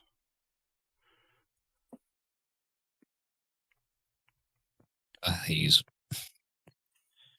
definitely grateful for his brother, but on this terrible evening he's had, he's feeling too simultaneously the most relief he's felt so far in his existence, but also the most intense hatred he's ever had for another creature. Like, beneath whatever he's doing playing with the children, like, he is a fuming squirrel. There is a soft outer squirrel that is playful, but inside a boiling core of hatred. Yeah. Yes. He needs to. It's like not very just way of thinking about things. Hatred can cloud the mind. But if there's anyone on this deserves plane and that, any yeah. other plane, it's Asmodeus. Yeah. And Tyr hope. Tyr would not look down on you anything about how you feel about this creature. Yes. He probably feels the same way. Although they are family somewhat.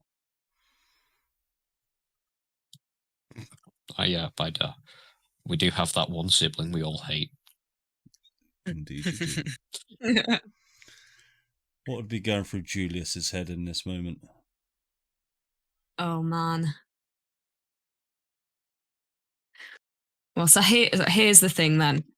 As he sits there on the bed, kind of holding his mum's hand and like staring off into the middle distance, there's kind of like a lot of things that he thinks he should probably be feeling. Like he should be feeling immensely relieved that, with the exception of his mum, most of them got out alive and relatively unscathed. And he should probably be feeling really fucking angry that they had to go through all of that trauma. Like his little kids, brothers and sisters, that's his responsibility to protect, and always has been. And it's because of him that they've had to suffer the way that they have. And he should be feeling immensely grateful that he is so loved by Lugus and Hugh and Flopsy that they would risk everything to save him and his family. And he should probably also be feeling kind of happy that they're gods, right? Or they're a part of a god, all of them. And that's good news, because if you're going to try and fight Asmodeus, then that certainly helps. As you think back to that moment, you remember the last words that exited Pierre's mouth of, "You don't really know who you are, do you?" He was talking to you, as you feel this sense of determination within you. Well, here's the thing, though. I think with all of those feelings he should be feeling, the scariest thing is like he just doesn't feel anything at all. Oh, shit. Yeah. All right, you don't feel determination. Fuck you, don't. Just none. Just nothing. Like, he doesn't feel the fact that he's bleeding or like been stabbed half to death. He doesn't feel any of those emotions. It's like a blank. It's like this emptiness is what I'll describe it as. And as you stare at your mother on the bed, in this coma-like state, just no medicine check needed, but you can sense that she is healthy. Her vitals are fine. This is just her mind. Said is maybe her mind is trapped. Maybe Asmodeus is her. And there may yet be a way to save her. Or maybe he's baiting you in.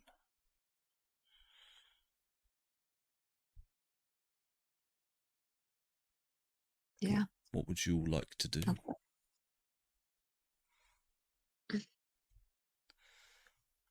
Will you stay there, Julius? I'm waiting for Julius.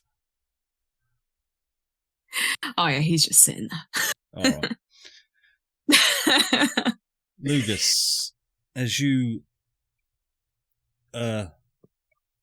roiling with hatred within you, but still trying to be as playful as possible, you hear the door open. You hear a very familiar voice. Finally. Brother, The outlet arrives. is that you? And that's where we'll go and end tonight's session. Yeah. I hope you all had a wonderful time playing in my little labyrinth Absolutely. maze. You bastard. There we go. Thank you all for watching. That was a fun one. As always, Vicky's Mama Wave and our two viewers, Ed6969. Can't remember what your name was. There you go. Maybe 3 viewers 98. these days. All right. Who knows? Thank you guys. See you all next time. Bye bye. Ta-ra. Echoes of the past. Bye. Bow, bow, bow.